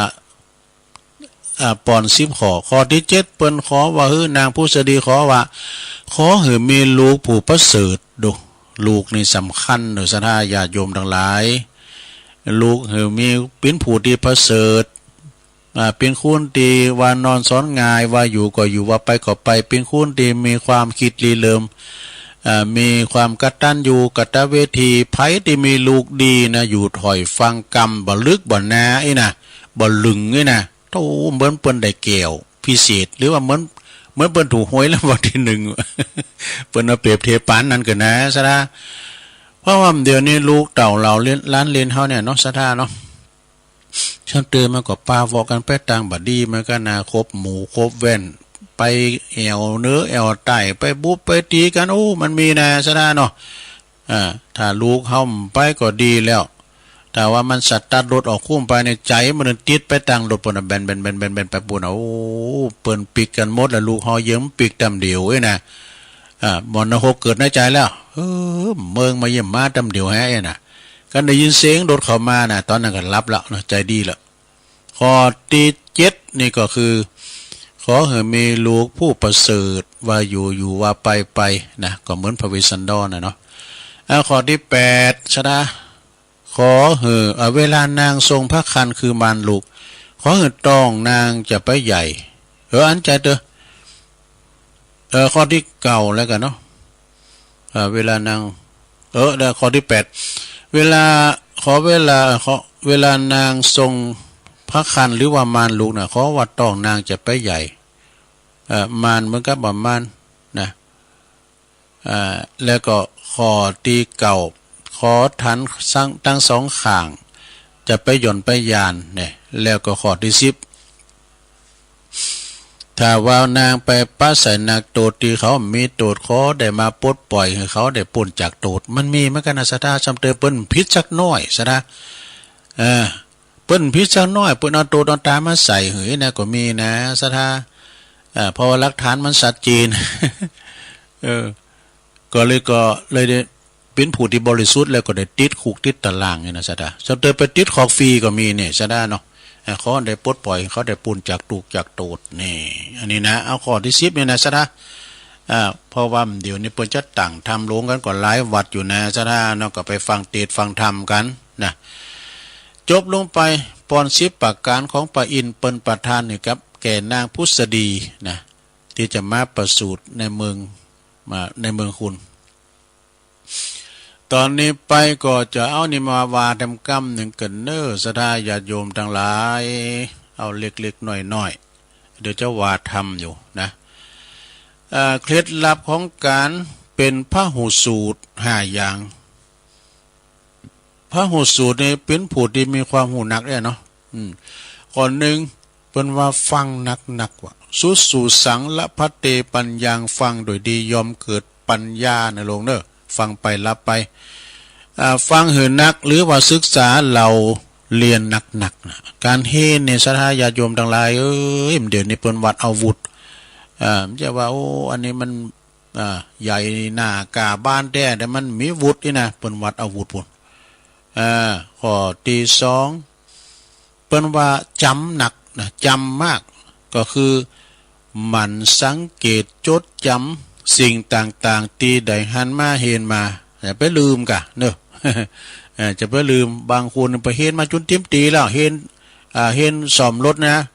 เตได้ปุดตัวเผื่อประกอบเนี่ยเหลือน็อตเหลือจะไหล มีไหนอันนี้ตัวมันอยู่ไหนข้อที่3เปิ้นว่าท่องจนคล่องขึ้นใจเนี่ยคือจำได้โดยที่บ่ต้องนึกคิดโอ้การหำกันที่เนี่ยนะศรัทธามันบ่ใจบ่ให้บ่ดีอย่าเหมือน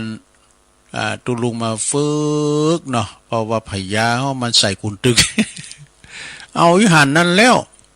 มันพญาปึกน่ะศรัทธาก็มันได้จำเด้อ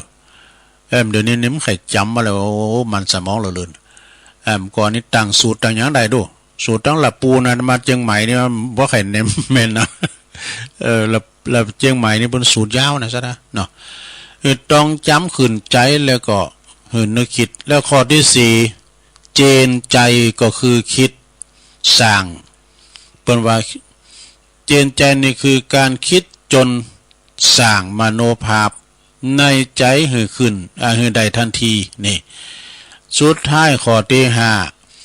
ทะลุปูโป่งก็คือนำเอาข้อมูลนั้นไปศึกษาแล้วมาพิจารณาเป็นข้อสรุปอธิบายต้นสายปลายเหตุได้อย่างถูกต้องนี่ซะนะ อันนี้นะจบไป เอาหยามาไว้แถมตุมีแถมอยู่เอาอันนี้มาไว้เกินลงเอ้ยอันนี้จะว่านิทานก็แม่นนะอันนี้มันเป็นอันนิทานธรรมมันก็ได้ลงเด้อนะนิทานธรรมนี่เปิ้นว่าโดยหยังโผเปิ้นขีดจิวะเข้าว่ามีกล่องนึงก็มีจัดหลายอ่ะไปกินในคนเดียว กินจุดเสียงกล่องเพื่อจะฮื้อน่ะลองฟังเด้อมาเหสีกับกล่องข้าวนี่ปุตตะพัตตะชาดกนี่เปิ้นว่าณเชตวันวิหารพระพุทธเจ้าเปิ้นตรัสชาดกเรื่องนี้เปิ้แก่เหตุเตียนสองสามีภรรยากูหนึ่งนะสามีคือผัวของเปิ้นกินข้าวจนหมดเสียงกล่องโดยบ่แบ่งให้ภรรยาไม่ได้แบ่งให้เมสกรรมว่าความว่าในอดีตนั้นพระเจ้าพรหมทัต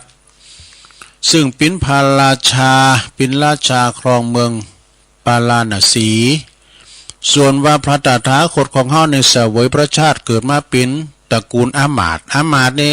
ตระกูลอามาตย์นี่สอนพระราชากันนะซะนะเมื่อเจริญวัยใหญ่นากาบ้านก็รับราชการเป็นปราชญ์สอนเปิ้นว่าคอยสอนธรรมะแก่พระราชานี่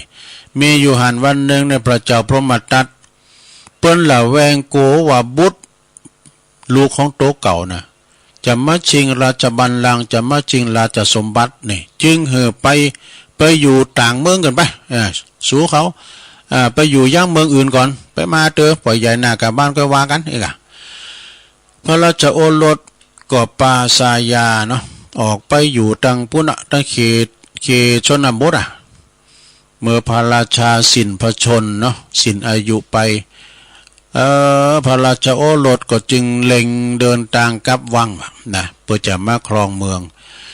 แต่มาครองเมืองแทนเสด็จปอแต่ระหว่างตั้งอาหารเหลือน้อยเนอะ อาหารได้กินกลางตั้งเนี่ยมันเหลือหน่อยนี้โดยความหิวพระราชโอรสก็จึงกินข้าว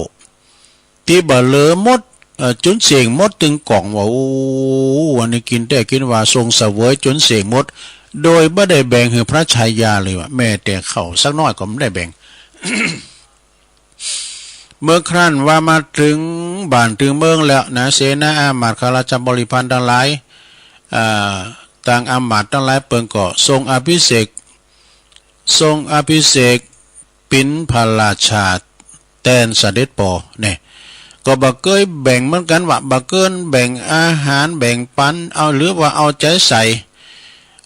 หมอใจใส่อันพระชายาเลยเขาก็แบ่งเหิมสักว่าบ่สนใจใส่ใจนะสีภรรยาเกิดลมทุกข์ลมสุขโดยกันมาแต่ก็พอว่า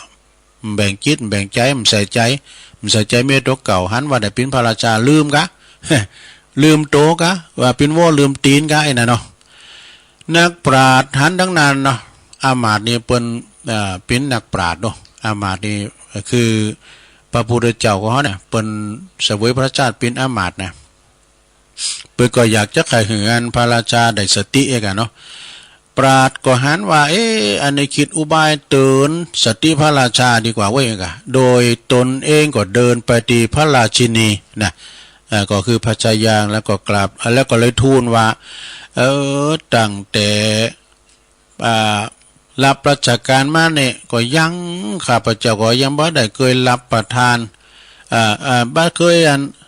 พระราชทานสิ่งใดให้แก่พระราชาเลยนะขอท่านพระมเหสีโปรดมอบสิ่งใดสิ่งหนึ่งให้แก่ข้าพเจ้าพ้องเตอโดแทนพระราชาเถิดได้นะขอมอบหยังให้ข้าสักน้อยเตอนะเอาหยังก็ได้พระมเหสีก็จึงตอบว่าท่านอามาตย์เอ้ยข้าพเจ้านี่บ่สามารถมอบสิ่งใดสิ่งหนึ่งให้แก่ท่านเพราะว่าตนเองนี่ก็บ่เคยได้รับหยังจากพระราชาเลยแม้แต่น้อย ไม่ได้ยังสักอย่างเด้อนะนักปราชญ์ก็จึงนำถ้อยคำนั้นถ้อยคำของมเหสีเพื่อสหาเงินเนาะสหาติลุงไปแจ้งแก่พระราชานะพระราชาก็ถามว่าถามตีมเหสีจริงหรือไม่นะมาถามมเหสีว่าท่านสมเด็จน้องว่าฮือ เสด็จที่พี่เพคะไอ้นะพอฟังอีกเก้เป็นว่ากันเนาะอันเสด็จน้องไอ้จ๊ะเนาะอันได้ไปอันอู่กับอันอามาจะอันได้กะเมียยังหมอบเปิ้นกะแม่นก็น่ะไปมีหยังก็ตั้งแต่ท่านเสวยเป็นอันของลาดเนี่ยท่านได้เอาหยังมาหืออันข้าพเจ้าน้องพ้องแอเนาะมื้อหยังซักจังเขาก็กินหมดกล่องกูกล่องลำพันก็ข้าพเจ้าก็ไม่ได้รับหมอเนี่ยเปิ้นก็มาขอเนาะขออันจากอันเสด็จน้องก็มีหยังหือเปิ้นแต่พระราชาขึ้นได้สติว่ามีความละอายแก่ใจเลยแต่กะเฮานี่เอาใจโตเก่าบ่ดูแลแม่แต่สีที่ลมสุกลมตุกด้วยกันมาเนี่ยพระราชาก็ได้สติเลี้ยวต่อจากนั้นพระราชาก็เลยมาใส่ใจสีภรรยานะแล้วก็ครองบ้านครองเมืองโดยทศพิรสลามกันต่อไปจบในการละต่อมาพระราชานั้นก็คือพระราชาและก็พระมเหสีนั่นก็คือสองสามีภรรยาส่วนปราชญ์ผู้หาอุบายตักเตือนพระองค์พระราชานั่นก็คือองค์พระตถาคตเนี่ยขอคิดเตือนใจเปิ้นบอกว่าสามีภรรยาควรดูแลซึ่งกันและกันลงพอกันและกันจะไปอิ่มนายกายจางกันจบลงไปศรัทธาญาติโยมทั้งหลายนิทานกล่อมเนาะกินข้าวมดกล่องก็เอามานำเสนอศรัทธาญาติโยมต่างหลายได้ฟังกันไปแล้วก็จะมีแถมเลิงหนึ่งนะข้อคิดในอินเทอร์เน็ตนี่ก็แต่ว่านี่ก็ไปกรรมหนึ่งเกี่ยวกับคุณปอคุณแม่ก็เนาะลูกเปิ้นก็ไปอยู่ลุงต่างใครปอให้แม่มาอยู่โต้ยกะอันนี้ก็ต่อท้ายแถมเลิงหนึ่งก็จะนำสู่จูกันฟังเนาะศรัทธาญาติโยม แล้วก็มีข้อคิดในมนงานสันเล่าอูกันเรื่องมือนะมือตีขีดแซบหันเส้นหน่อยก็คือมือไวคนมือไวใจเร็วนะก็กระเดียวตอนท้ายมีเวลาก็จะเอามาเล่าสู่จูกันฟังของอาจารย์บุญเพลินยาวิชัยนะ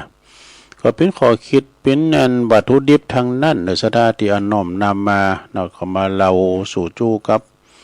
พ่อแม่พี่น้องสถานได้ฟังกันนะเอาเปิ่นมาพองเขาก็คุ้นคว้าเอาพองก็แล้วแต่อันนี้เป็นแถมอย่างหนึ่งศรัทธาญาติโยมในข้อคิดของอันไอ้เบิ่มไม่ก็ได้ เพิ่นเล่าสู่จูกันฟังเพิ่นว่าบ่มีลูกแก่ไปไผจะดูแลเนี่ยเฮามีลูกเนี่ยซะได้จะมีไผมาแก่เฒ่ามาไผจะมาพอดูแลน่ะเคยมีคนมาถามป่าโอน่ะชื่อป่าโอเด้อโดยสีหน้าจริงจังมากล่าวว่าเนาะพี่นี่น่ะบ่มีลูกแก่ไปนี่จะไผจะมาดูแลวะป่าโอก็แกก็ยิ้มแล้วก็ตอบเบาๆว่าตอนนี้ยังบ่มีไผดูแลเลยตอนนี้ก็ยังมีไผมาดูแลเลยและยังต้องดูแลตัวเองอยู่ดีนะพอตัวเก่าเนาะประโยคนี้ก็น่าฟังดูขำแต่ความจริงมันลึกกว่าที่คิดนี่เป็นจะได้เฮาเจออันหยังน่ะเพราะว่าเฮาเจออันหยังของเฮาเจออันหยังเกี่ยวกับว่าคำว่าดูแลนี่สมัยแต่ก่อนคำว่าลูกเพิ่นว่าคำว่าลูกแผนเกษตรแล้วก็มีลูกมีคนพาไปหาหมอเนี่ยมีลูกเนี่ยคนลูกเนี่ยพาไปหาหมอน่ะไปโรงยามีลูกมีคุณเลี้ยงตอนแก่นี่มีลูกบ่เหงา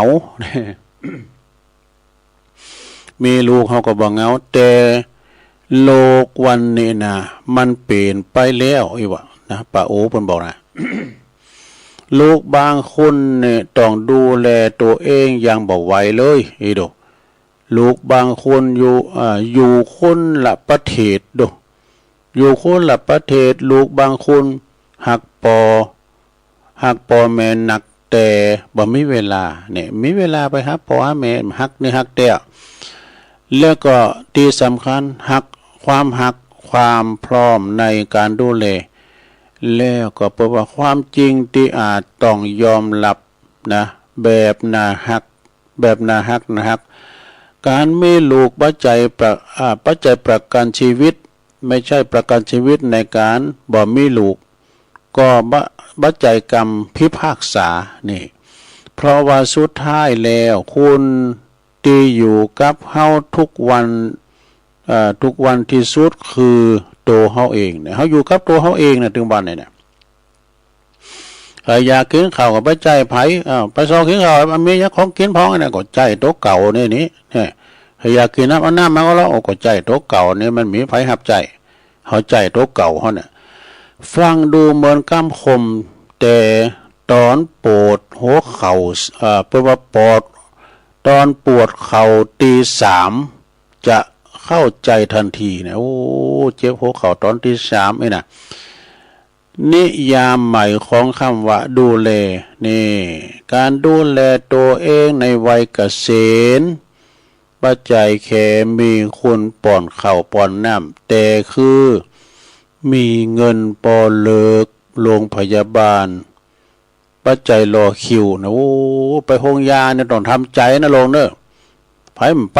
หู้นะคุณเจ็บคุณป่วยหนักเนิ่มเดี๋ยวนี้นะการเวลาว่าหมอนนัดนะเพราะผมมิดตินหนังสะดา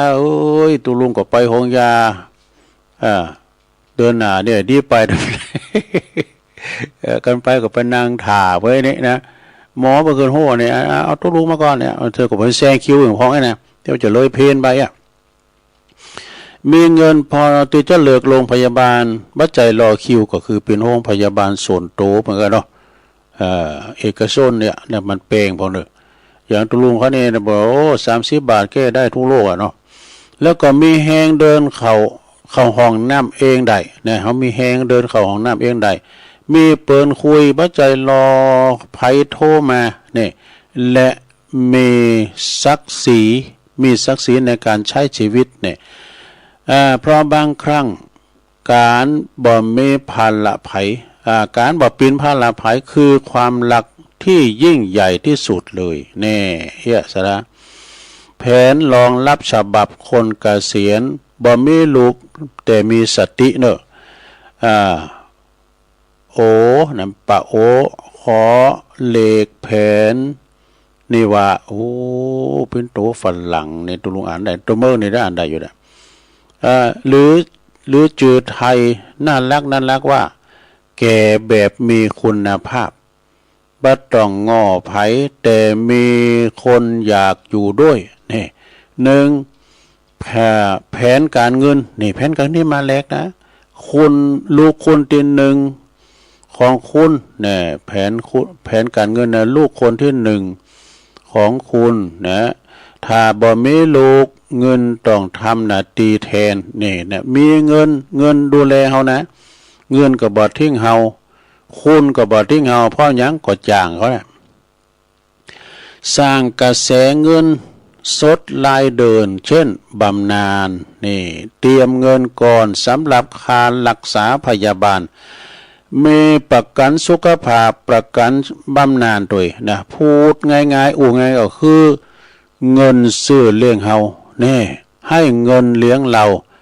แทนที่เราจะรอให้ใครมาเลี้ยงเนี่ยเงินมันเลี้ยงเฮาได้นะเพราะว่าเฮามีเงินนะ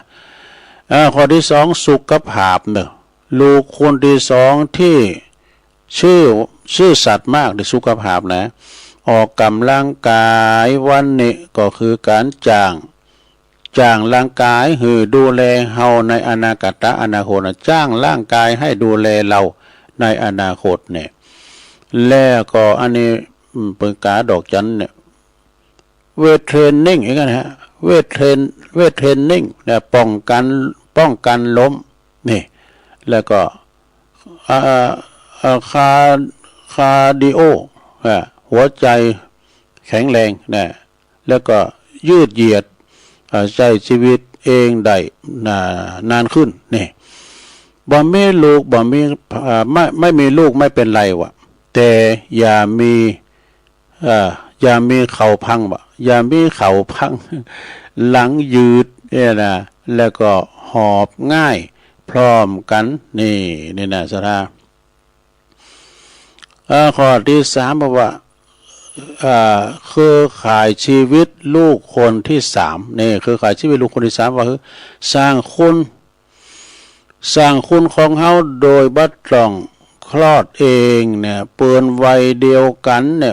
ตัวฝรั่งเดิมแล้วเนี่ยออกกำลังกายเนี่ยคนรู้ใจออกกำลังกายด้วยกันเนี่ยเนาะแก่ไปก็บ่ต้องมีลูกก็ได้แต่ควรมีแก่งมันจะแก่งอันนี้นะคือมีแก่งคือเปิ้นอยู่4ระบบดูแลระยะยาวนี่คิดล่วงหน้าแบบมือโปรวางแผนบ้านที่เหมาะกับผู้สูงวัยนี่ศึกษาบริการดูแลผู้สูงอายุทำเอกสารแสดงเจตนานะอย่ารอถึงวันตีจำเป็นแล้วก็คอยหาทางเลือกนี่นะข้อที่5ใจที่แข็งแรงลูกคุณสุดท้ายแต่สำคัญสุดฝึกอยู่กับตัวเองอย่างมีความสุขเนอะนี่ลูกคุณสุดท้ายนะมีเป้าหมายชีวิตหลังเกษียณทำสิ่งที่มีความหมายเนี่ยคนที่อยู่คนเดียวได้อย่างมีความสุขคือคนที่ไม่มีวันโดดเดี่ยวแน่นอนไม่โดดเดี่ยวนะลูกเนี่ยสรุปแบบคุณเข้าใจชีวิตแล้วก็เข้าใจเขาบ่มีลูกนะแก่ไปไผจะดูแลคำตอบที่แท้จริงคือเราดูแลตัวเองตั้งแต่วันนี้นี่ถ้าเฮาถ้าเฮาวางแผนดีพอวันหนึ่งดูแลถ้าเฮาวางแผนดีพอวันหนึ่งเฮาอาจจะบ่ได้ต้องการคนดูแลก็ได้แต่จะมีคุณอยากอยู่ไกลแทนนี่อย่ามีลูกเพราะกลัวแก่แล้วบ่มีคนดูแลแต่ให้มีแผนเปิดดีต่อไปมีลูกชีวิตคุณก็ยังดูแลตัวเองได้อย่างสง่างามจบสดาญาติโยมอันนี้ก็เข้าท่าเหมือนกันเนอะสดาญาติโยมทั้งหลายเอามาเราสู่จู้กันฟังไปนะในออกมาในเน็ตนะเอาอะไรอีกก่อนเนาะเดี๋ยวตุลุงประกาศข่าวสารงานบุญสักหน่อยก่อนเนาะประกาศข่าวสารงานบุญวันนี้เนอะวันที่9ที่10นี่นะเดี๋ยวนี้ก็ตั้งวัดพระพุทธบาทตากผ้าตำบลมะกอกอำเภอป่าซางเพิ่นก็มีงานถึงวันเนอะสดาญาติโยมทั้งหลายงานทรงน้ำลอยพระบาทเนี่ยนะเป็นงานใหญ่ประจำอำเภอว่านี่เปิดเดินขบวนกันก็ได้เปิดเดินขบวนกันไปในงานบุญใหญ่เนอะคณะสงฆ์ก่อนนักในเมตตาบารมีธรรมพระเดชพระคุณท่านเจ้าคุณพระวชิระภาวนา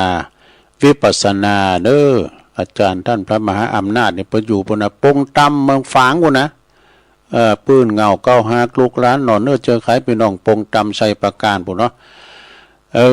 เปิ้นก็ปีนเจ้าอาวาสปีนเจ้าคณะตำบลตัวยมะกอกเนาะเจ้าวัดพระพุทธบาทตากผ้าพระอารามหลวงคนนักคุณหลายเนอะไปแอวไปพอเนอะสดาไปส่งน้ำกันที่วัดพระพุทธบาทตากผ้า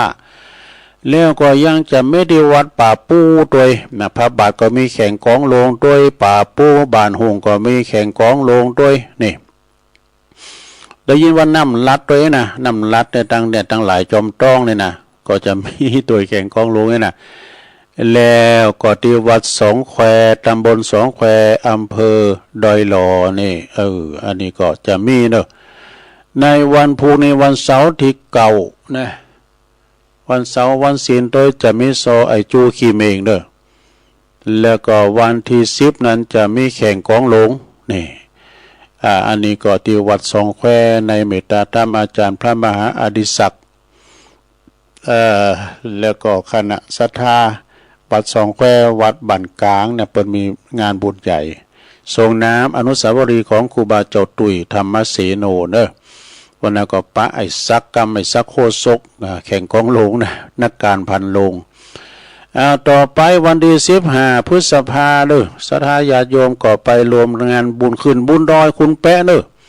งานฉลองอายุวัฒนมงคลของอาจารย์วรรณชัยชยานันโทครบ60 ปีพุทธศรีคีรีเนอะไปจะไปหับสังก็ดีไปจะไปเปิดโรงทานก็ดีไปแสดงมุทิตาจิตกันเนอะอาจารย์วรรณชัยชยานันโทนี่เปิ้นปิ้นผู้ที่นักเผยแผ่ธรรมถึง2 ภาษาด้วยเนอะแต่ว่าเปิ้นไปทางใดก็ตามเนี่ยพี่น้องปากยอนะเปิ้นจะโฮมติดตามลำตัวอยู่กะแล้วเปิ้นก็มาออกวิทยุของเฮานะซะได้มาฟังแต่ว่าเปิ้นลุงดอยมันได้ก็ออนไลน์น่ะเสียงมาฉะนั้นก็พากันไปเนอะไปแสดงมุทิตาจิตนะอายุครบ60 ปีของอาจารย์วรรณชัยชยานันโทคุณแปะพี่น้องตังห้วยละห้วยโทก็ไปเนอะต่อจากหันก็วันที่19 พฤษภาจะหลงอายุวัฒนมงคลหลวงปู่เนอะในเมตตาหลวงปู่พระครูปฏิภาณธรรมทินวัดพระธาตุม่อนจอมผอเวงป่าเป่าเพิ่นเนอะหลวงปู่เพิ่นก็มีเมตตาธรรมมีการมีงานต่างใดก็ตามแถวเมืองฝางลำปางที่ไหนต่างเฮาก็มาเพิ่นไปหมดใจเพิ่นสู่แล้วก็มาออกรายการโดยทุกวันจันทร์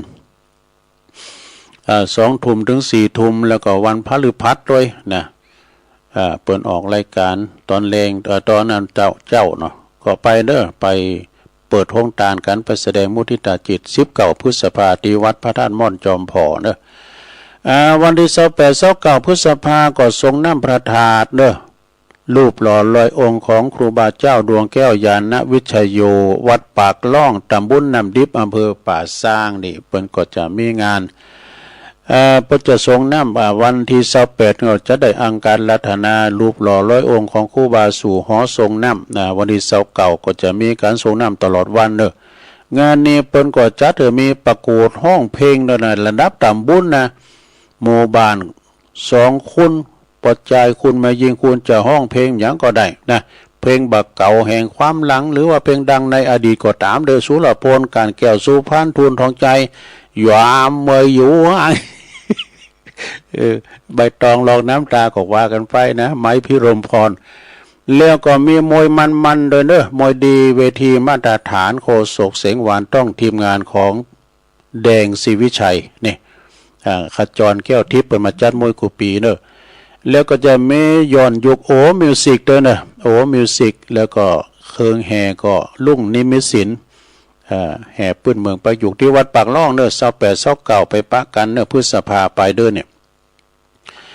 ในเมตตาธรรมอาจารย์พระครูธีรกิจจาธิคุณรองเจ้าคณะตำบลน้ำดิบแล้วก็พระอุปชาโดยเจ้าวัดปากล่องเนอะแล้วก็ทีมงานของ PS Sound เนาะลงงานที่หัน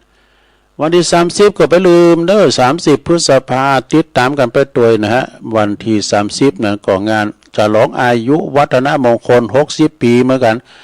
ของอาจารย์พระครูกัลยาณปราโมทเจ้าคณะตำบลดอยหล่อเขต1เด้อเจ้าอาวาสวัดม่อนห้วยแก้ววันที่30เด้ออันนี้เป็นงานบุญใหญ่เด้อเป็นปิ้นเสี่ยวเดียวกันเรื่องอาจารย์วรรณชัยนะชยานันโทงานนี้ก็ตั้งปีนั้นอินสมเตปินหรือว่าปีนั้นเจสีเปิ้นจะมาสืบชะตาโดยภาวะเปิ้นอายุเต่าเดียวกันเปิ้นจะมาเป็นพิธีกรทั้งในวิหารหลวงด้วยเนอะในวันที่30เนี่ยไปลืมนะพระจะไปแสดงมุทิตาจิตไปเป็นเจ้าภาพสังฆทานก็ตามนะหรือว่าจะไปออกโรงทานก็เจิญเด้อศรัทธาเด้อที่วัดม่อนห้วยแก้ววันที่30 พฤษภานะสืบชะตาหลวงจากหานวันที่31วันมาวันวิสาขบูชาตัวนะเก่าปิ้งเนอะดังเก่าปิ้งบันห้วยจอมตองเนอะศรัทธาเด้อที่วัดอารุณวิทยาวาสห้วยปันจอยในเมตตาธรรมหลวงปู่พระครูมงคลวิทยาคมครูบาบุญธรรมเด้อเก่า10 ปลายแล้วนะครูบาบุญธรรมเพิ่นฟังรายการตัวลุงตลอดลุงธรรมนะเวลาปืดดังว่าตุปีหม่อนว่าแฟนคลับตัวลุงหนานใหญ่ดูตัวลุงทำมันฟังรายการตัวลุงแล้วก็ตัวลุงก็ไปช่วยเปิดกูปีนะ วันที่31 พฤษภาเนี่ยเป็นวันเก่าปิงเดือนเก่าปิงโดยวันวิสาขบูชาเป็นวันสำคัญสากลของโลกด้วยนะที่วัดมงคลวลาลามวัดอรุณวิทยาวาสห้วยปันจ้อยมีอีเก้มีแข่งกองโลงด้วยเนอะไปพอไปคอยกันนะมีรำวงย้อนยุคด้วยทำงานหนึ่งก็19 พฤษภาเมื่อการ6 เก่าก็งานประเพณีส่งน้ำพระธาตุแล้วก็บวงสรวงพ่อบ้านด้วยเนอะที่วัดดงนิมิตนำดิบน้อยเนอในเมตตาบาลมีธรรมอาจารย์ท่านเจ้าอธิการพิเชษสิริพัทโทตุพิเศษเนอเปิดพิจเจ้าคณะตำบุญนำดิบนะตุปีเอ็มนะตุปีเอ็มก็เอ็มมิวสิกเอาเครื่องมาลุงหัดด้วยประหลวงโอนเขาเนาะวัฒนาปัญญาปันวาลีนะปันวาลีประหลวงโอนนี่เป็นก็หุ้มกองลงแล้วมีแข่งกองลงด้วยเนอวันที่19นะที่วัดดงนิมิตนะแล้วก็มีซอไอจูคีเมงด้วยแล้วก็มีย้อนยุคนะชูเมเกอร์ตัวมีแข่งขันเปตองเปตองแต่ไม่มีมัจฉาพาโชคตัวนี้นะตีวัดดงนิมิตนำดิบน้อยเนอะวันที่19ไปปะกันนะตีวัดดงนิมิตแล้วละตีวัดอันนี่ตัวเนอะวัดที่23-24 พฤษภาก็วัดนำดิบโลงเด้อวัดประเพณีอันนี้เป็นมีเก่าเดิมละนะวัดนำดิบโลงนะในเมตตาธรรมอาจารย์ท่านปลัดรัตตัญญูรัตนวโรตุปีอามเขาตุปีภูมิเขาเนี่ยนำดิบโลงของคนหลายเด้อวันที่23-24 พฤษภาน่ะแล้ววัดสับปุงน้อยโดยตุปีเครูปหล่อด้วยอันนี้เป็นแข่งกองโลงด้วยเด้อแข่งกองโลงด้วยที่วัดสับปุงน้อยนะแล้วครูบาอ้ายอินทปัญโยเนอะอันนี้นะแล้วก็วัดธาตุตุ้มโดยวัดธาตุตุ้มท่านจำนงจันทโชโตขอบุญนะรองเจ้าอาวาสแล้วก็วัดบันขวางด้วยกันเนาะวัดบันขวางตั้งในเมืองโดยแล้วก็วัดดอนชื่นด้วยนะวัดดอนชื่นก็ตีตำบลดอยหล่อเขต2อำเภอดอยหล่อนะในเมตตาธรรมพระครูมานัสสุทธิกรเพิ่นก็มีอีเก้เนอะปีแล้วก็มีอีเก้โดยมีย้อนยุคด้วยนะก็ไปแอวไปชมกันครับครูบาสุกเนอะนี่ทรงนำครูบาสุกอนันโทที่วัดดอนชื่นนะวันที่23-24เหมือนกันเนอะพฤษภาเนาะมีหลายตีเนอะ23-24เนี่ยนะ16 พฤษภาก็จะไปลืมเด้องานบุญทรงน้ำพระธาตุวัดใหม่มีโชคหอมบุญเนอปุณดอยสะเก็ดป่าไม่แดงบุญนะในเมตตาธรรมหลวงปู่มานิถาวโลเพิ่นก็จะมีเหมือนกันฟังซอวันคำเนอะนี่นะลำวงอะไรมีอยู่ก็16 พฤษภาเนอะที่วัดมีโชคหอมบุญนะหลวงพ่อมานิเพิ่นก็จัดงานมีซองฟังวันคำก็ไปกินไปทานกันเนอะไปออกโค้งทานไปรวมทำบุญกันนะ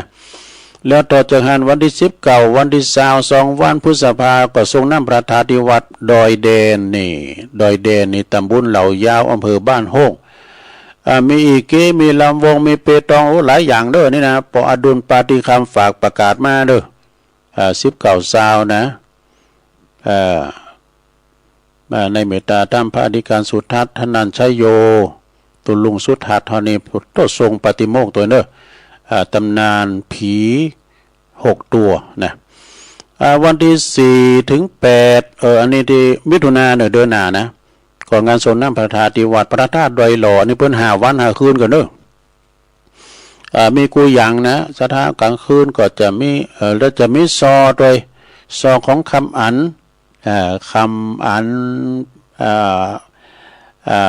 บ้านนั้นเนี่ยก็วังมะขามป้อมในบริเวณมะซอนะแล้วก็จะมีย้อนยุคโดยทั่วหลายอย่างเด้อมหรสพสมโภชมีเยอะแยะมากมายที่วัดพระธาตุดอยหล่อ4 ถึง 8 มิถุนาแล้วก็วันที่10-11 มิถุนายนนี่ก็ไปปักกันที่วัดมงคลวลารามร่องเขือกวาวเพื่อจะมีการทรงน้ำของอนุสาวรีย์ของครูบาอุ่นเรือนคุณเนสโกเนอที่วัดมงคลวลารามเนี่ยเพื่อจะมีซอไอจูคีเมงด้วยแล้วก็มีแข่งกองโลงด้วยเนอะที่วัดร่องเขือกวาวนะในเมตตาธรรมอาจารย์ท่านพระอธิการน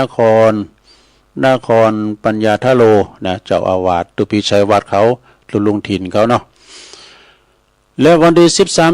13-14มิถุนายนก็ทรงน้ำพระธาตุที่วัดตุนพึงตำบล หนองหล่องอำเภอเวียงหนองล่องในเมตตาบารมีธรรมอาจารย์ท่านพระมหาธีรพันธ์ธีรกิติปริญธรรม9ประโยคเจ้าคณะตำบลหนองหล่องเจ้าอาวาสวัดต้นพึ่งเนออันนี้ก็เปิ้นจะมีหลายอย่างมีซอมีหยังสัปปะเนอที่วัดตุนพึ่งนะ13-14มิถุนายนเนาะก็ไปกินแป้ตานกันเนาะ21มิถุนายนก็หลอดเต้นกันตีศพเตินนะ21น่ะเปิ้นย้ายจาก14เป็น21เนาะ21มิถุนายนตีปุ้นศพเตินพุ่นนะสาธุญาติโยมนะแต่ว่าตกขัดตกบกพร่องใดก็สุมาอภัยเนอกับครูบาอาจารย์เนาะเพราะว่าข่าวสารงานบุญก็มีหนักมีหลายอยู่ต่อไปก็จัดตักตังลายก็ดอยน้อยพัฒนาหนองหานสันทรายนี่ก็ฟังอยู่แม่หลวงสายฝนจันคุณนะฝนตกจะลายก็แม่หลวงน้องผักขาวเนอะอุ้ยสาวคุ้มตะวันอุ้ยสาวคุ้มตะวันนี่อยู่ปุ้นเมืองวะหรือว่าอยู่ลงเหนือนะแล้วก็แม่ครูเกษณีชัยเทพ แล้วก็บุญทรงจากลำปางไหวสานะครับเนอประเด็นธรรมลาดประเด็นธรรมเอกวัดลาดอาจารย์ท่านพระมหาประสิทธิ์ธรรมาภินันโทไหวสานะครับเนอชมรมสกาย68โดยแล้วก็คุณโยมกนกพิษชัยนานี่ก็บ้านห้วยงูในเมืองฝางวันเนอฟังตลอดแม่ครูธัญญาทองอิ่มอยู่ปุ้นกศนเชียงใหม่เนาะแล้วก็อันแม่ศิรินทิพย์บุญเลิศโดยแล้วก็โยมยุพินหอมมาลาปีน้อยนี่ก็ฟังจากบ้านแม่โยกนี่ชัดเจนดีแม่โยกนี่ก็อยู่หน้าสารกลางเนาะสระญาติโยมอันนี้ก็เป็นรายงานที่เปิ้นตักมาตั้งลายเนาะขอบคุณต่อไปนี่ก็จะเปิดสายหน้าไมค์เด้อสถาโทรมาได้เลย0899556506จบพังตุลุงเดี๋ยวฟังตุลุงแดงต่อเนอะฟังตุลุวันนี้วันศุกร์เนาะเจริญปอนเจ้าไอ้สาเจ้าไม่น้อยกัดนะเจ้าวันนี้มีเตือนภัยใกล้ตัวนะเจ้าท่านที่กินยาเม็ดนะเจ้าเนาะก็ได้กินกันกุคุณนะเจ้าคือถ้าปากแล้วเอาวางปอกเขานี่อันตรายนะเจ้าปะดอนอย่ามือเปรี้ยวพี่ก่อนนี่ก็ก็ติดคอดีนะมันดีว่ากินน้ำแล้วมันลุงนะเจ้าอันตรายมันไปติดหลอดลมนะเจ้าไว้สาเจ้าอันตรายเรื่องกินยาเนาะเจริญปอนวัสการโอ้หลวงพ่อกฤษเป็นมนุษย์อย่าบ่นว่าเบื่อโลกรอลิงเนอร์ต้องชู้โชคชะตาไปอย่าพัมผลจะมีโชคลาภในภายข้างหน้ามัสการครับโอ้มาเร็วไปเร็ว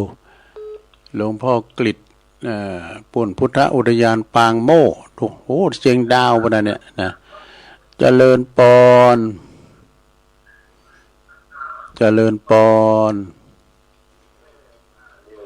ติดแล้ว0899556506โทรกันเข้ามาก็เดี๋ยวก็ฟังท่านพระครูชลประธานพิทักษ์ชนประธานพิทักษ์เจ้าอาวาสวัดแม่ห้องไคร้ตุลุงแดงเด้อตุลุงแดงนี่ก็ถือว่าเป็นแม่งานใหญ่นะในการทำบุญอย่างต่างๆเนี่ยเปิ้นก็เป็นผู้ที่ว่ากระตุ้นแล้วก็เป็นผู้นำบุญต่างๆหลายอย่างด้วยกันนะเจริญปอนแต่สาเจ้าตุลุงฟังอยู่เนอจากลำปางมาไหลน้าน้อยแม่น้อยเจ้าลำปางมาละเจริญปอนเนอเจ้าสาธุไว้สาเจ้า0899556506ข่าวสารงานบุญที่ประกาศไปแล้วก็ไก่ที่ไหนก็ไปกันติหันเด้อศรัทธาญาติโยมทั้งหลายที่ตุลุงประกาศเนี่ยตุลุงจะได้ไปกูงานเนาะ เปิ้นสูงมากประกาศบ่ได้เนาะไปก็แต่ละงานก็มีป้อหลายก็ไปที่เคยไปเวลาตุลุงเคยไปที่หันที่นี่ที่วัดที่เคยไปประจำน่ะถ้าว่าซุบงานที่ไหนก็ตามแล้วตุลุงต้องไปช่วยงานประจำตุลุงก่อนนะ ไปช่วยงานตุลุงก่อนเพราะว่าตุลุงไปเป็นประจำแม่เนาะเจริญปอน เจ้าตุลุงไม่ทิมประเด็นนะเจ้า โอ้อันนี้ป่าแดดเนาะป่าแดดโดนใจ เจ้าชัดเจนดีนะเจ้า เอาชัดเจนดีเนาะ เจ้าฟังตุลุงอย่าเจ้านะเจ้า สาธุยินดี เจ้า เล ไว้ ย หาเจ้า ก็ยินดีหลายๆเนาะศรัทธาญาติโยมทั้งหลายในวันพุกนี้ตุลุงก็จะมายกวัดมาบ้านใช่ไหมยกวัดมาบ้านกิจกรรมยกวัดมาบ้านกันนะเจริญปอน ไปเจ้าตุลุง โอ้แม่จันเลื่อนใส ฝนตกหนักก่อ โอ้พอให้พอดีเนี่ยมันก็มีกาฟ้าห้องเหมือนกันนะพอจุ่มอยู่ กับห้อง แ แม่แผ่นดินลายโนบานี่ก็ แล้วมันก็ยาวอยู่เหมือนกันนะก็แต่ละพอจุ่มอยู่เนอะ ขี้กุ่นหายอยู่เนาะ สักไม้คอหรือยังแขวนกันเนาะเปิดว่าไม้คอหรือเปล่า มันเอา